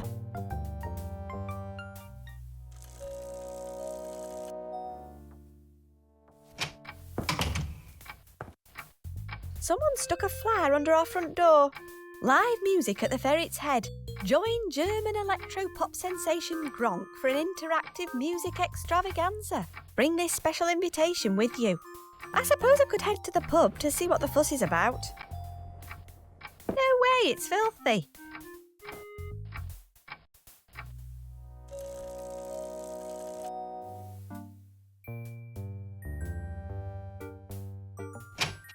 Oi, this gig is by special invitation only. If you don't have a flyer, you'll have to leave. Hang on, do you mean this thing someone shoved under our door? Let's have a look at it. Aye, that's the chap. Enjoy the show. And next time, bring your parents with you or something.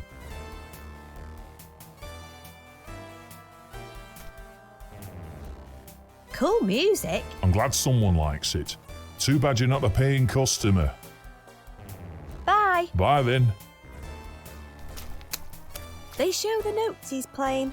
They're flashing in the order D, E, G, C, A. This music makes me feel sleepy. They show the notes he's playing. They're flashing in the order E, D, A, G, C. Paranoid. Gronk. I play, you watch. Interactive electro-pop. Press any pedal to change the mood. This music makes me feel a bit shaky. This music makes me feel quite energetic.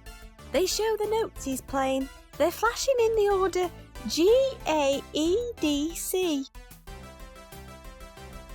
He looks like he loves playing for a crowd. Shame, really.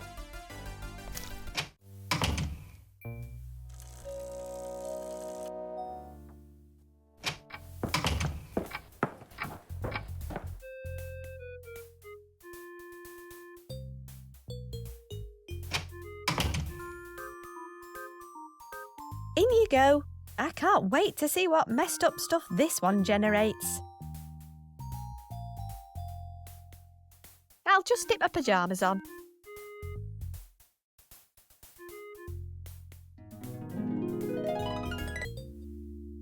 Ooh, spooky.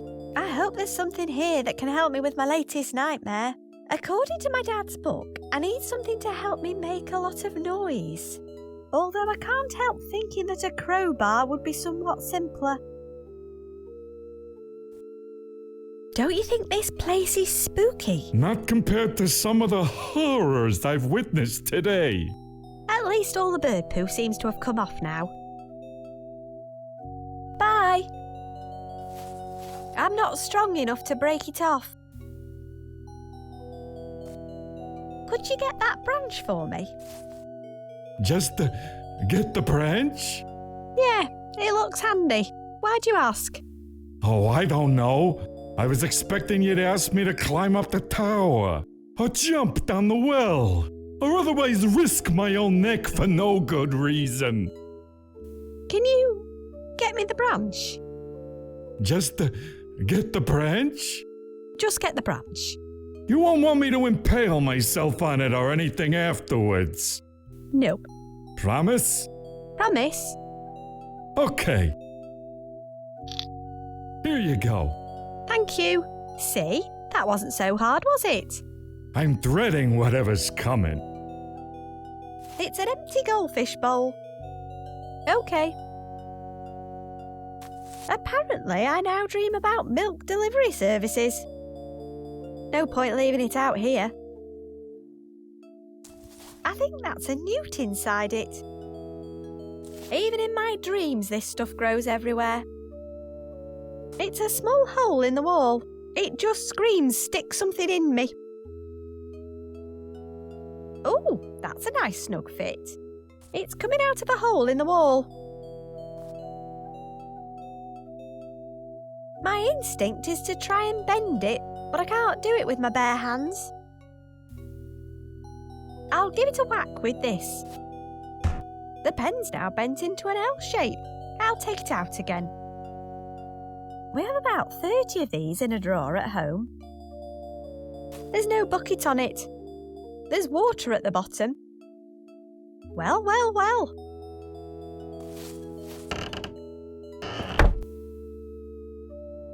He's wearing nothing but a sack and a piece of string. There's an old key attached to it. I like your hanging baskets outside. I'm glad somebody does. You hear that, Master? Somebody likes the hanging baskets. The ones I spent hours arranging. He's not listening. He never listens. What you building? Oh, it is my new monster. The latest in Swedish self-assembly abominations. It looks like a work in progress. Some of the parts were missing from the box. Without them, I fear it will never walk. What's up those stairs? The Master. But he must be left alone. Is he asleep or something? Oh no. The Master never sleeps. I've been there. No. He is playing with his organ. You mean like a pipe organ, right? Of course. He is a great musician. The only thing he loves playing with more than his organ is his giant horn. Again, this is a musical horn? Naturally. When he puts his lips upon it, you can hear it across the whole land. Now that sounds like just the kind of thing I'm after. Is there any way up the stairs? You wish to disturb the Master? Why? Is that a bad idea?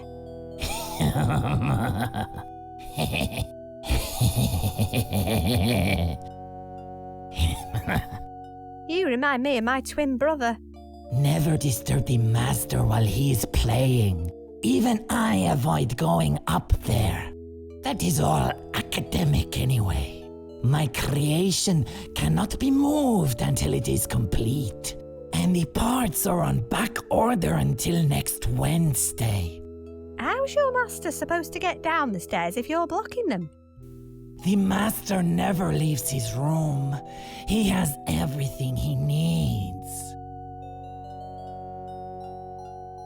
You don't want to go upstairs? Well, if he's playing, I sometimes brave it. But if I need to get near him or the organ, he gets really mad. Under those circumstances, I make him a nice cup of tea and give him a chucky-bicky. As long as the tea is made correctly, he loves to dunk a chucky-bicky in it. Then he sits back, closes his eyes, and just enjoys the moment. At least it gives me a few seconds to get in and do what I need to do. Can you clear your monster out of the way? Oh no! Now that it is partially assembled, it's too heavy for me to lift. The only thing that can move it is itself.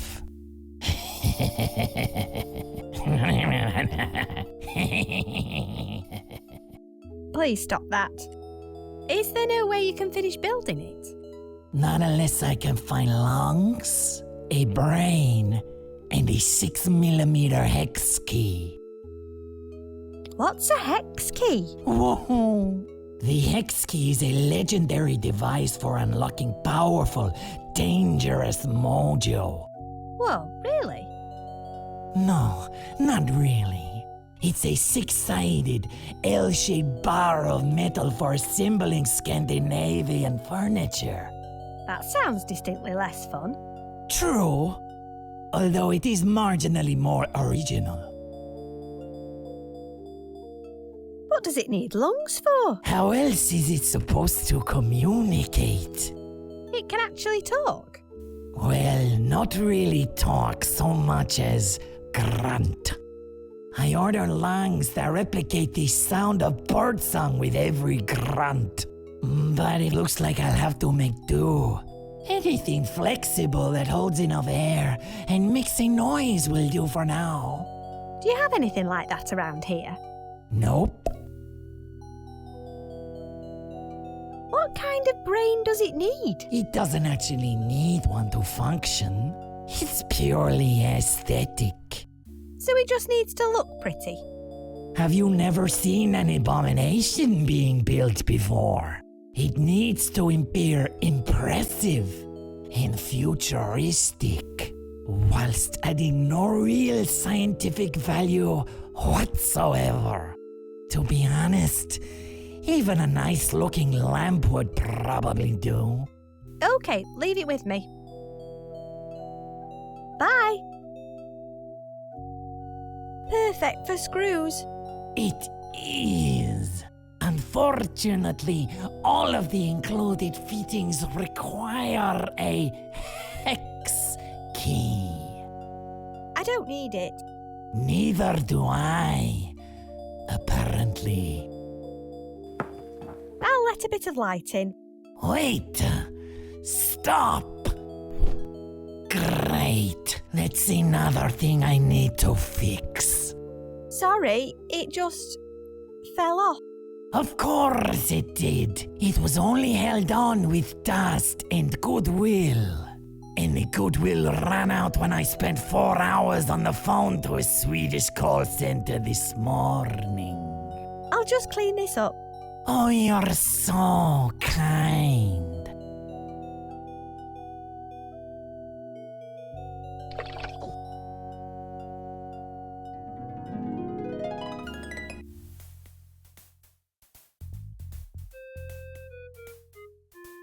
I suppose this counts as inspiration.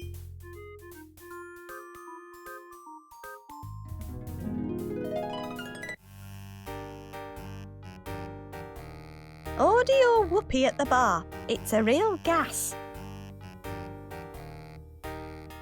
It's a silicon chicken with a lever in the middle. really don't need it. I really don't need it. They're packed full of comedy. They're packed full of comedy. You still here? Always will be. I'm growing out of the floor. Enjoying your He-Nan stickers? I was, but then I used them all up in needlessly bizarre and illogical scenarios. What kind of idiot would do that? Got anything new? Well, we do have another special tonight. The Whoopee! I'm obliged by my contract to tell you that it's a real gas. Is it? Only in the sense that it is literally a gas, yes. It's a mixture of hydrogen sulfide, methane, and nitrous oxide. The management are trying to shift a load of old props, so each one is served in a used whoopee cushion. That sounds really unpleasant. If you think that's bad, you should try the rubber chicken soup. Look, if you just took one, you'd be doing me a favor. Do I have to inhale it? Tell you what, I'll squeeze one out for you now. There you go. Thanks. Okay.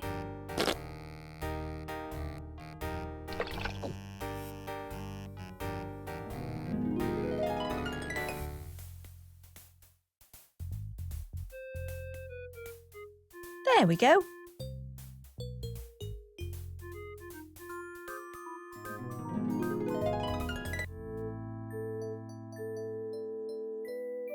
If I've learned anything, it's that you can never have enough captured insects. I'll put it straight in my bag to stop it escaping. It looks very impressive and futuristic. It still smells faintly of methane. I think he already has lungs.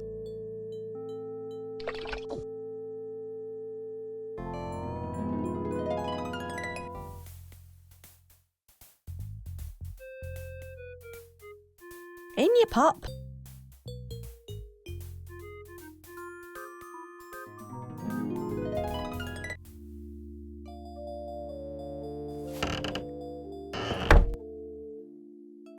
How's this for an impressive addition to your creation? Oh, very technological looking. It will make the perfect brain. I'll put it right on top when I have everything I need. Could you use this for the lungs? I suppose it might work. I wonder how my monster will sound with this in its chest. Loud and proud. Oh, I do hope so. What was that noise? Squeaky floorboard. I found you a hex key. Ah, thank you. This will be perfect for tightening his nuts. What? Never mind. This is it. After so long, I finally have everything I need.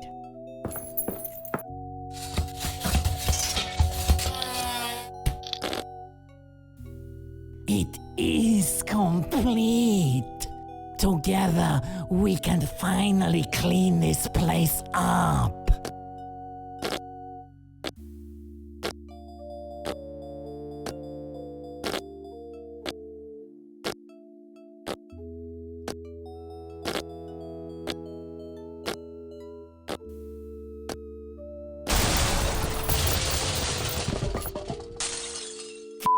Typical. Maybe I should get a cat. Yeah, that would probably be better company. I meant for lunch.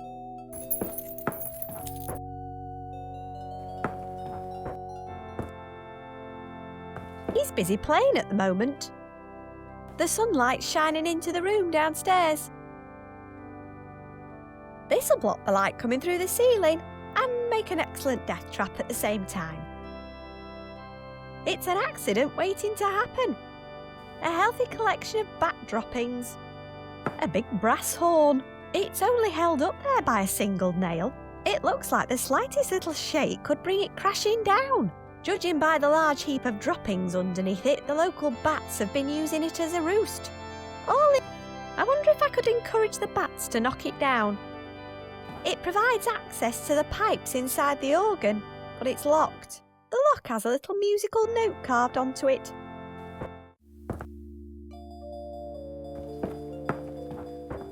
Okay. What was that noise? Close that cupboard at once. Ow! That's prickly. Sorry. Tea leaf. The hinges on this door are really squeaky. Good thing, too. A little brass key with a musical note carved onto it.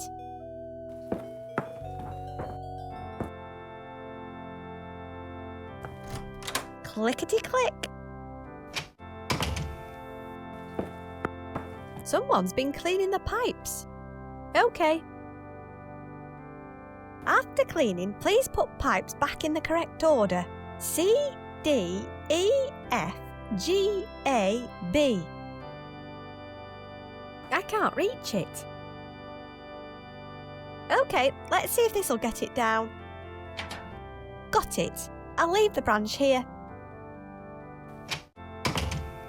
I can't get close enough without him seeing me.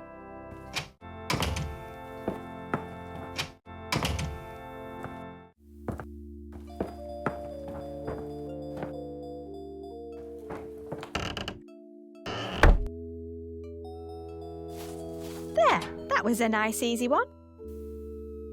Okay. Look at that. A nice manky bucket of nice manky water. I don't want to put that in mug. Okay.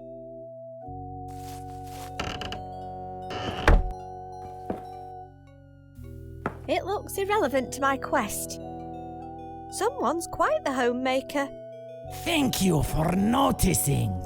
I wish the master appreciated my efforts. I'll just give it a little oil.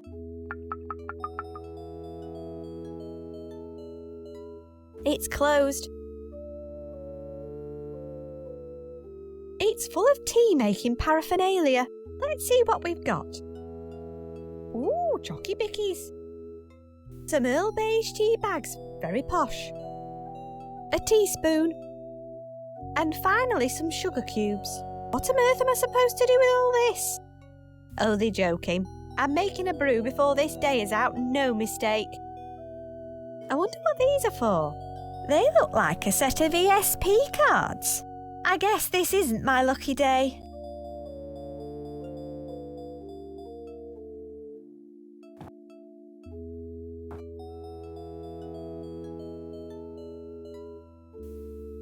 I'll stick a bag in. Okay. I'll turn it on.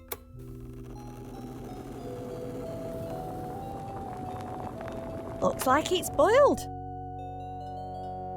I'll add a bit of hot water. I'll pop a cube in. I'll pop a cube in. Let's give it a stir. A splash of milk. Let's give it a stir. I think I've done all I should to this cup of tea.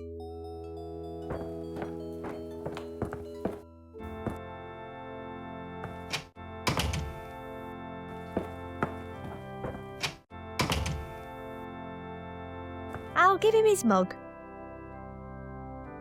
I'll leave him a biscuit to munch on. I'd better move out of the way.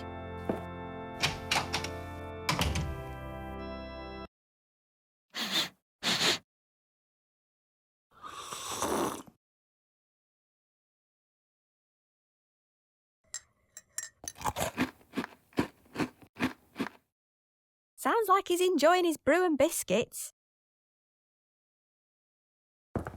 If I knew the order he was playing them in, I could make him play all kinds of tunes. But for now, I'll leave them where they are. After cleaning, please put pipes back in the correct order. C, D, E, F, G, A, B.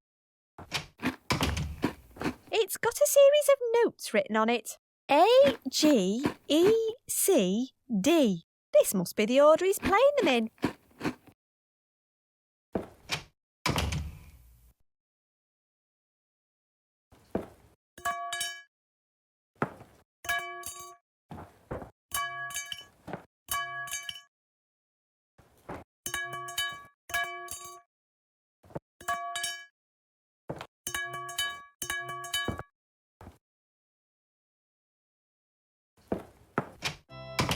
Looks like this tune has made the bats all sleepy. A big brass horn filled with roosting bats. It's only held up there by a single nail. It looks like the slightest shake could bring it down. I'll move out of the way.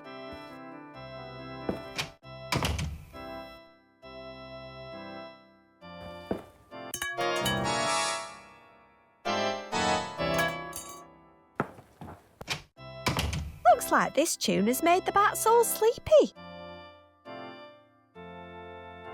I'll leave him a biscuit to munch on. I'd better move out of the way.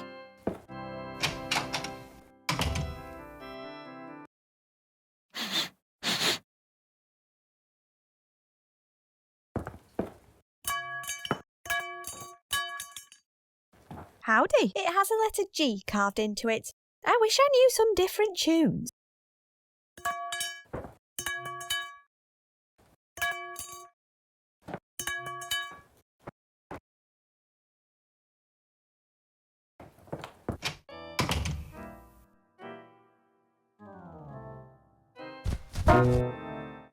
What was that noise? Those bats really didn't like this tune. OK. Wow, imaginary rucksacks are even more spacious than regular ones. I'll just leave him alone. There's something written on the back of the plate. Percy. Oh yeah, that was the name of my mum's favourite cat. He was a vicious little creature.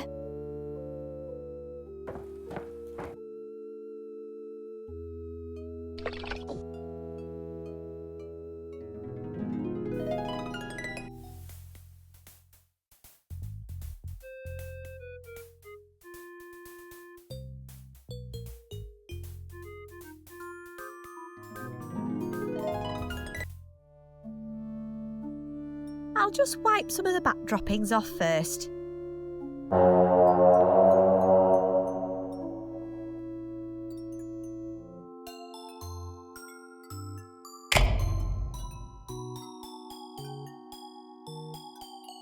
Wait, who are you? Was it you who murdered him? The one who started all this? Why can't I see your face?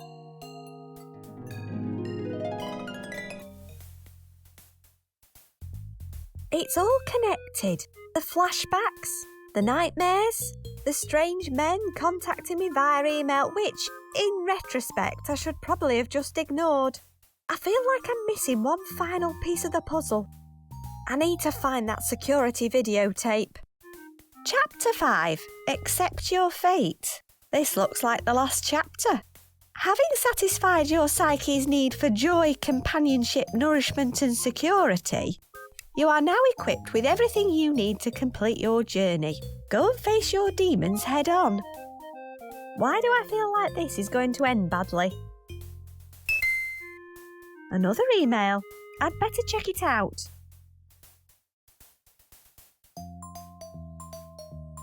It's from H again. Speak to Curly. Well, that's going to be tricky. Wasn't he the deaf caretaker who reported the murder?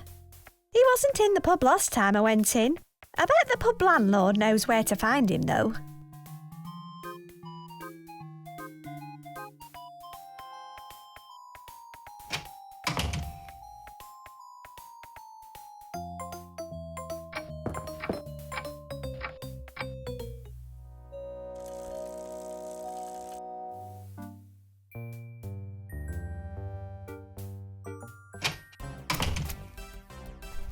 He's the lord of the land.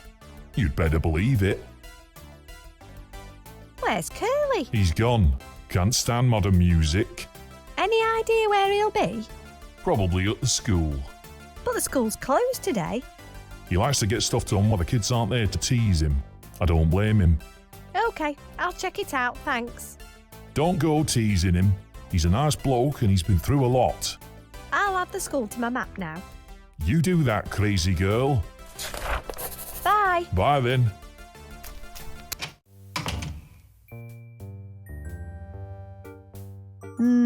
I could go for a Cornestro or a Kazoo right now.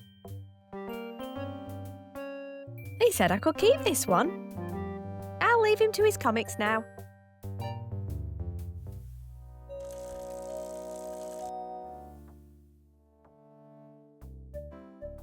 Hello again.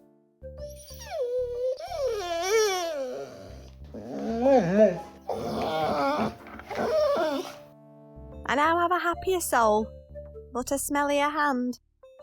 There's not much point. He can't hear me. Oh, is that so? Wait a minute, I thought you were deaf. Yeah, everybody does. You'd be amazed what people say when they think you can't hear them. So how come you're talking to me now? It seems we have a lot to talk about. What are you doing here? Your wazzock of a twin brother has been applying his myriad talents on the school building. Hey, come on. How do you even know it was Lloyd who did it?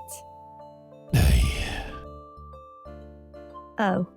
I don't really blame him, given the things he witnessed. What do you mean? I figured your parents wouldn't have told you. Hey, that's their decision. I'm not about to tell people how to bring up their kids. So, what was it that Lloyd witnessed? Not just Lloyd. You were there too. What? Where? Does this have anything to do with that theme park? That was a bad business. Cost me my job, cost a man his life, and cost his twin their sanity. I can empathise there. Guilty or not, Horatio must be slightly unhinged. Horatio? Horatio wasn't Fergus' twin. No, it was his sister. Oh, I thought... Annabelle Figg, her name was. I used to have a bit of a thing for her when I was younger. That was before she went nuts and ran away from home. What can you tell me about Annabelle? Well, in a nutshell, with a capital nut, she was Fergus' twin sister. Horatio was a few years older. He acted like he was lord of the manor after the parents died. When she was about 17, Annabelle had a big argument with Horatio and ended up running away from home. No one ever saw her again, which is probably just as well. If she had ever wanted revenge, it would have been all too easy. She was a crack shot, and her skill with a machete made Conan the Barbarian look like a spork-wielding toddler. She sounds a bit like my mum. What exactly happened at the theme park? That's what's weird. That night, I saw someone with Fergus who was the absolute spit of Annabelle. I'm sure it was her. Maybe she came back to see him after his photo was in the paper. He gave her the grand tour like they were best friends. Showed her the ceremonial ribbon, practiced his speech, even let her kids go on a couple of rides. Kids? Yeah, 2 of them. Only toddlers, mind you. Anyway, I had to go and get me plunger to sort out a particularly hefty blockage in the gents. I really miss that plunger. The kind of suction you could really... Anyway, I heard a scream. When I got there, Fergus is lying on the floor dressed as a giant polecat.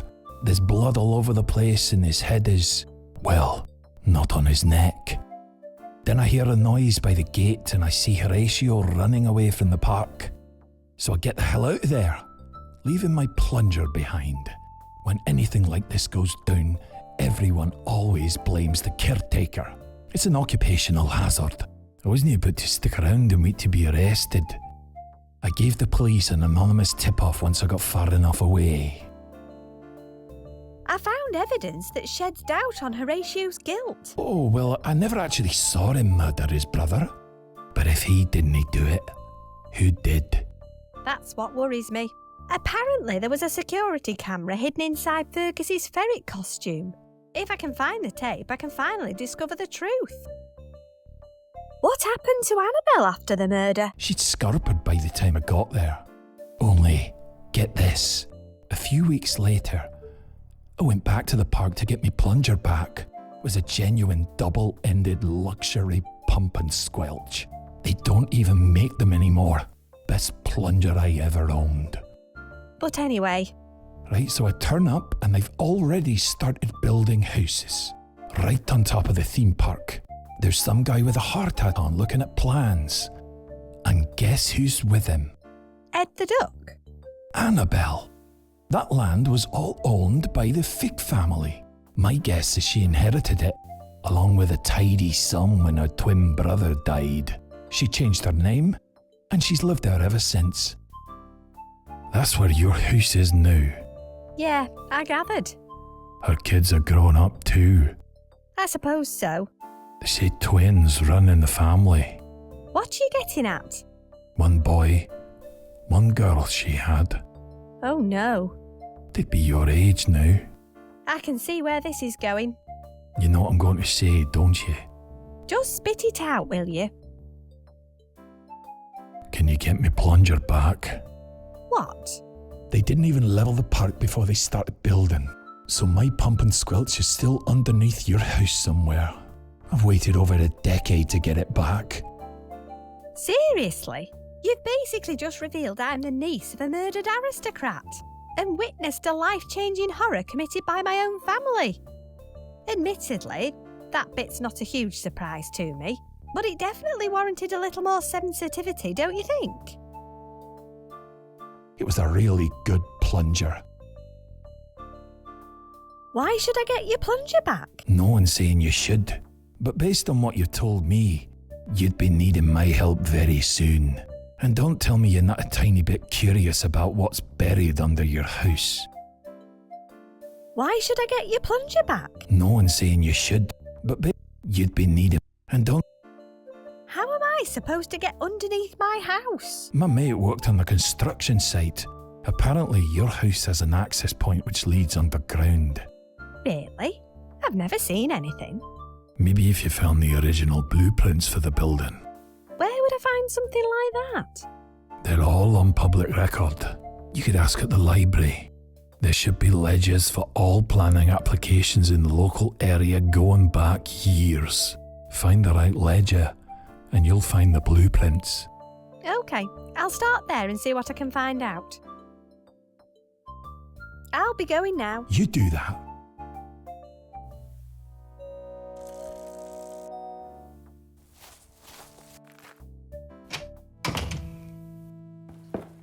I'm looking for the ledger of local planning applications. Oh, really? How long ago do you need to go back? About 10 years. Oh, in that case, you'll be wanting volume 42. Just use the machine in the back. You know what to do. Thank you.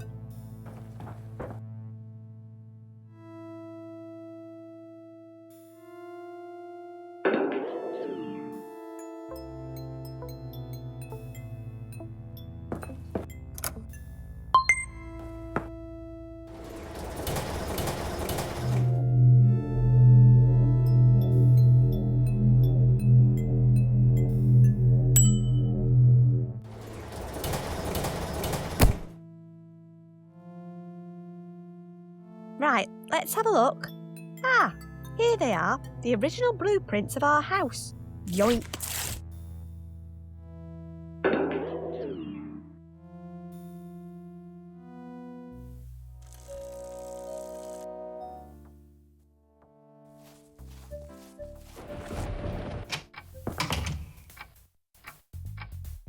It's the blueprints of our house.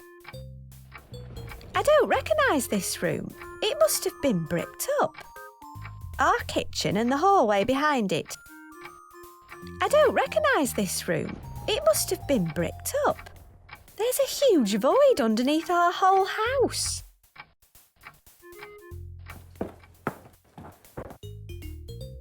I've never really thought about it before.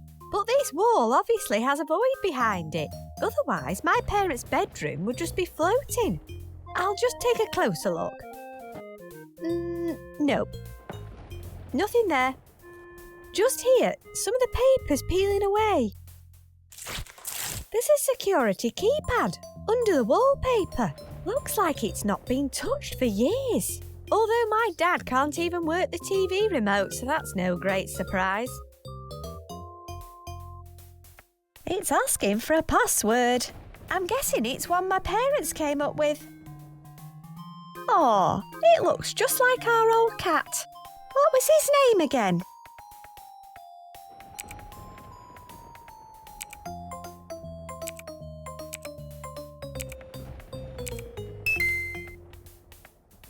Is that it? No hidden doorway? I feel ripped off. Ah, now that's more like it.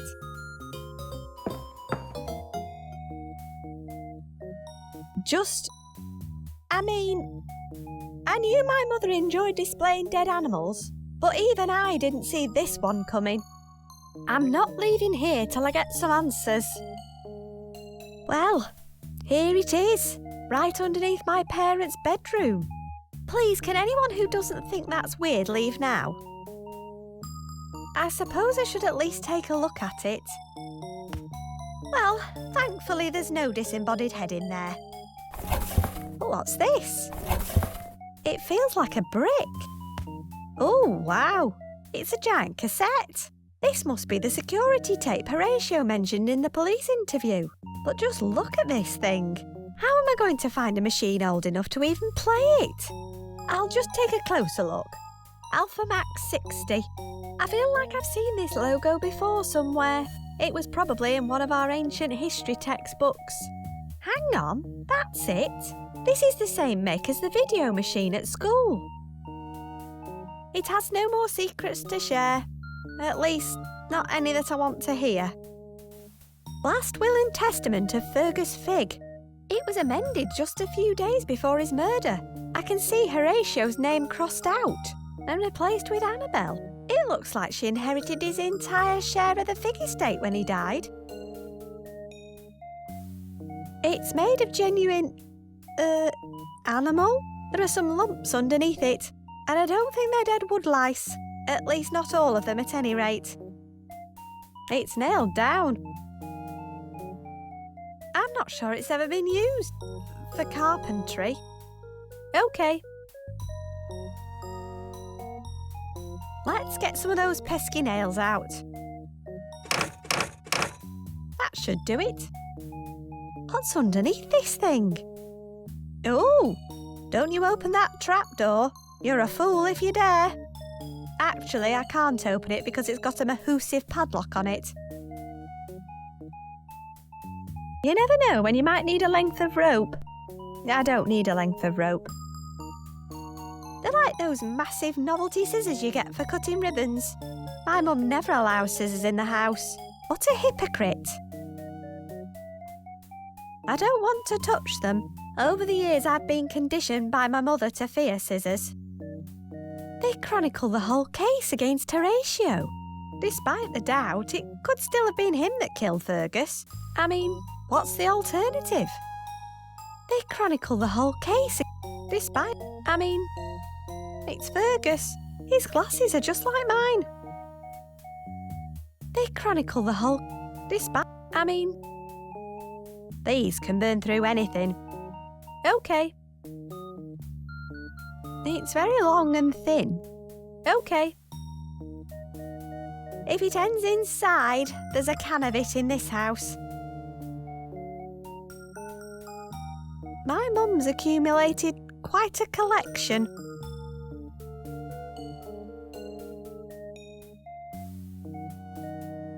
Stand back, me. Great, that just broke the hammer. Filing locks is a thing, right? Damn it, now the file's broken. Okay, let's burn this thing open.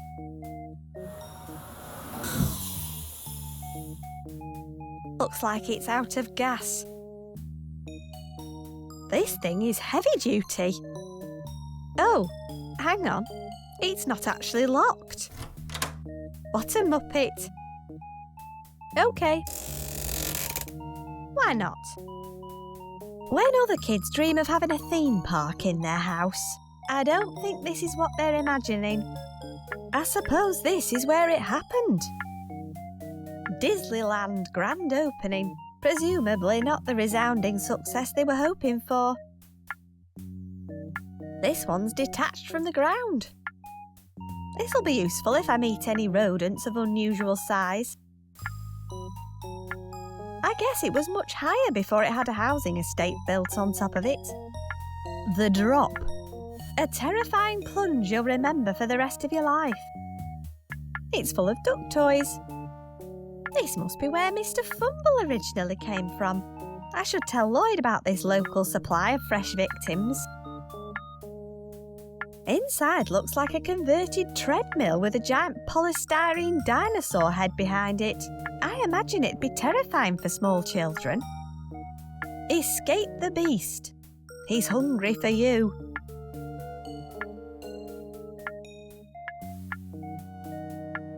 I can't even see the bottom, although the raw sewage runoff and algae isn't helping with the visibility. Free dive experience. You'll never get over that sinking feeling. Buried alive. Deep underground, no one can hear you scream. It looks like a lift crossed with a coffin, crossed with 100 health and safety violations. It says engaged. I might be able to lever the door with this. Hooray! Now there's nothing to stop me thoroughly investigating an abandoned underground lavatory. On second thoughts, maybe hooray wasn't what I meant at all. Up close, it's even more lavatorial. There's something stuck inside. Looks like a double-ended luxury pump and squelch to me. Nice. I think I've discovered all I can in here now.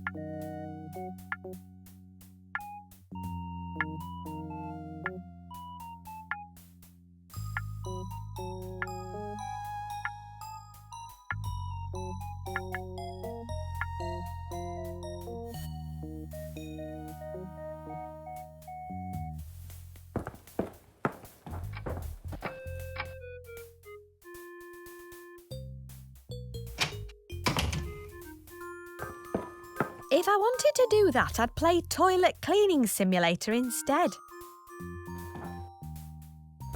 That doesn't need plunging.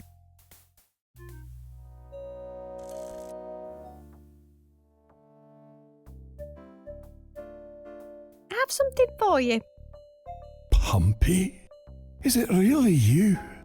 It's yours.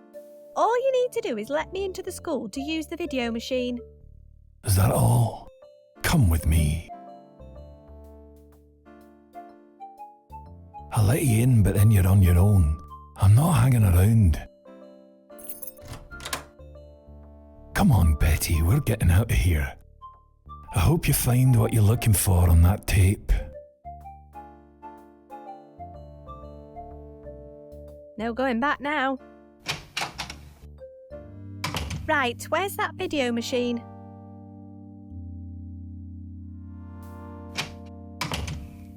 Mr. Tweed really loves Oxbow Lakes. Looks like Mr. Tweed put it out of reach. Probably sick of us changing the channel during lessons. The cable won't reach. It's 1 pixel too short.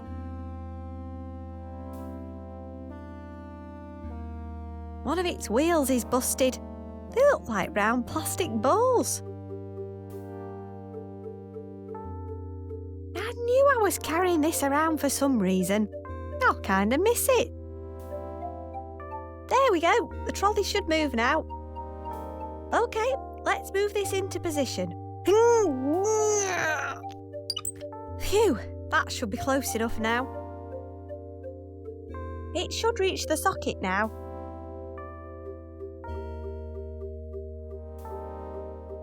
Moulded plastic chairs.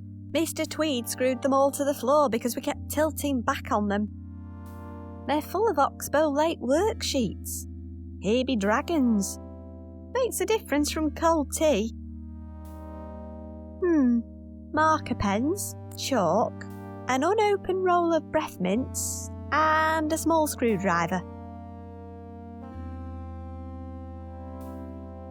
I think the screwdriver in here's the only thing worth taking. Looks like Mr. Tweed put it out of reach. Probably sick of us changing the channel during lessons.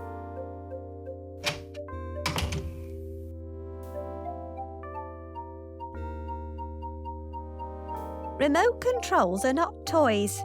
Do not interfere with the school television during lessons. The remote control will be kept safely out of reach.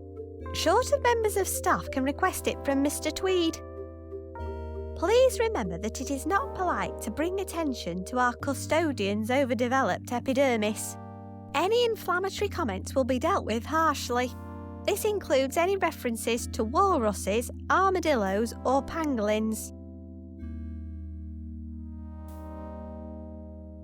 Arnie's locker's right next to mine. He stores all kinds of useful stuff for emergencies, like when Mr. Tweed starts talking.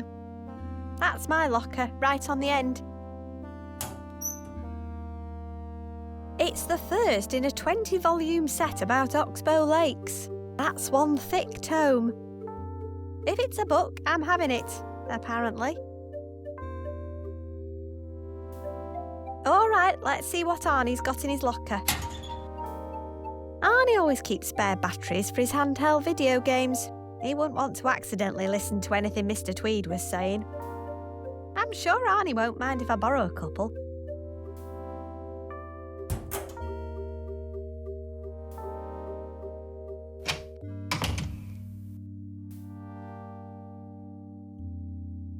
I wonder if this will help me reach if I stand on it. OK, I'll add one more.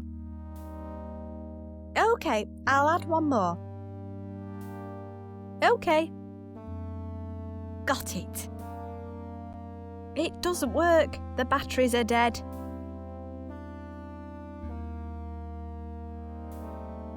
There we go. Good as new. It's all fixed up and ready to use. Right, it's going in. Now I just need to turn on the TV.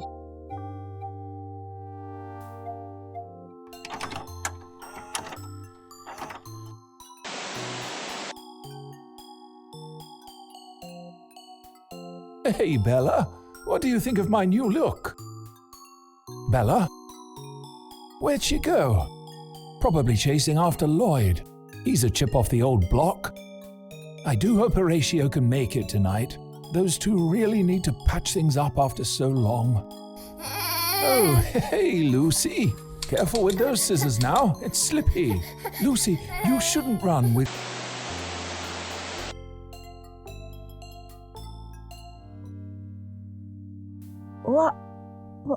What just happened? That looked like... It was me! I killed Fergus! I feel...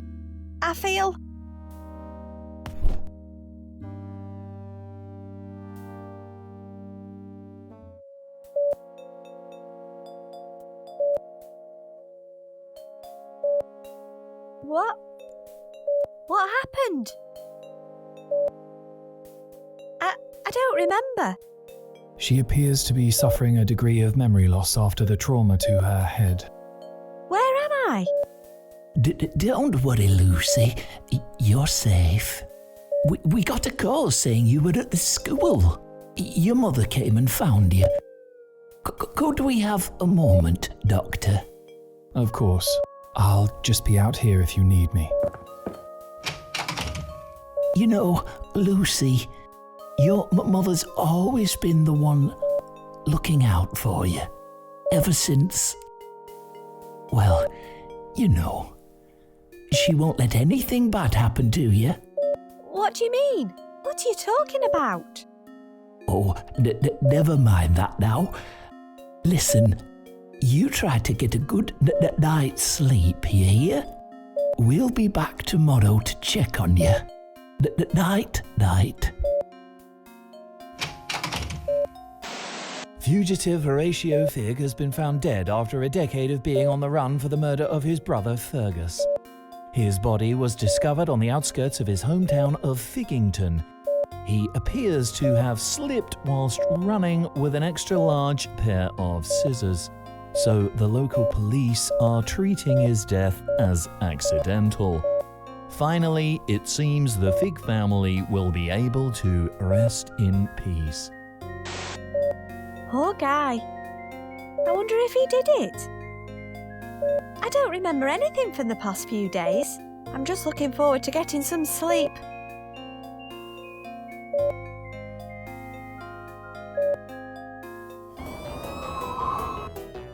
Hi, I'm Lucy, and this is my brand new nightmare. I wonder how it will end.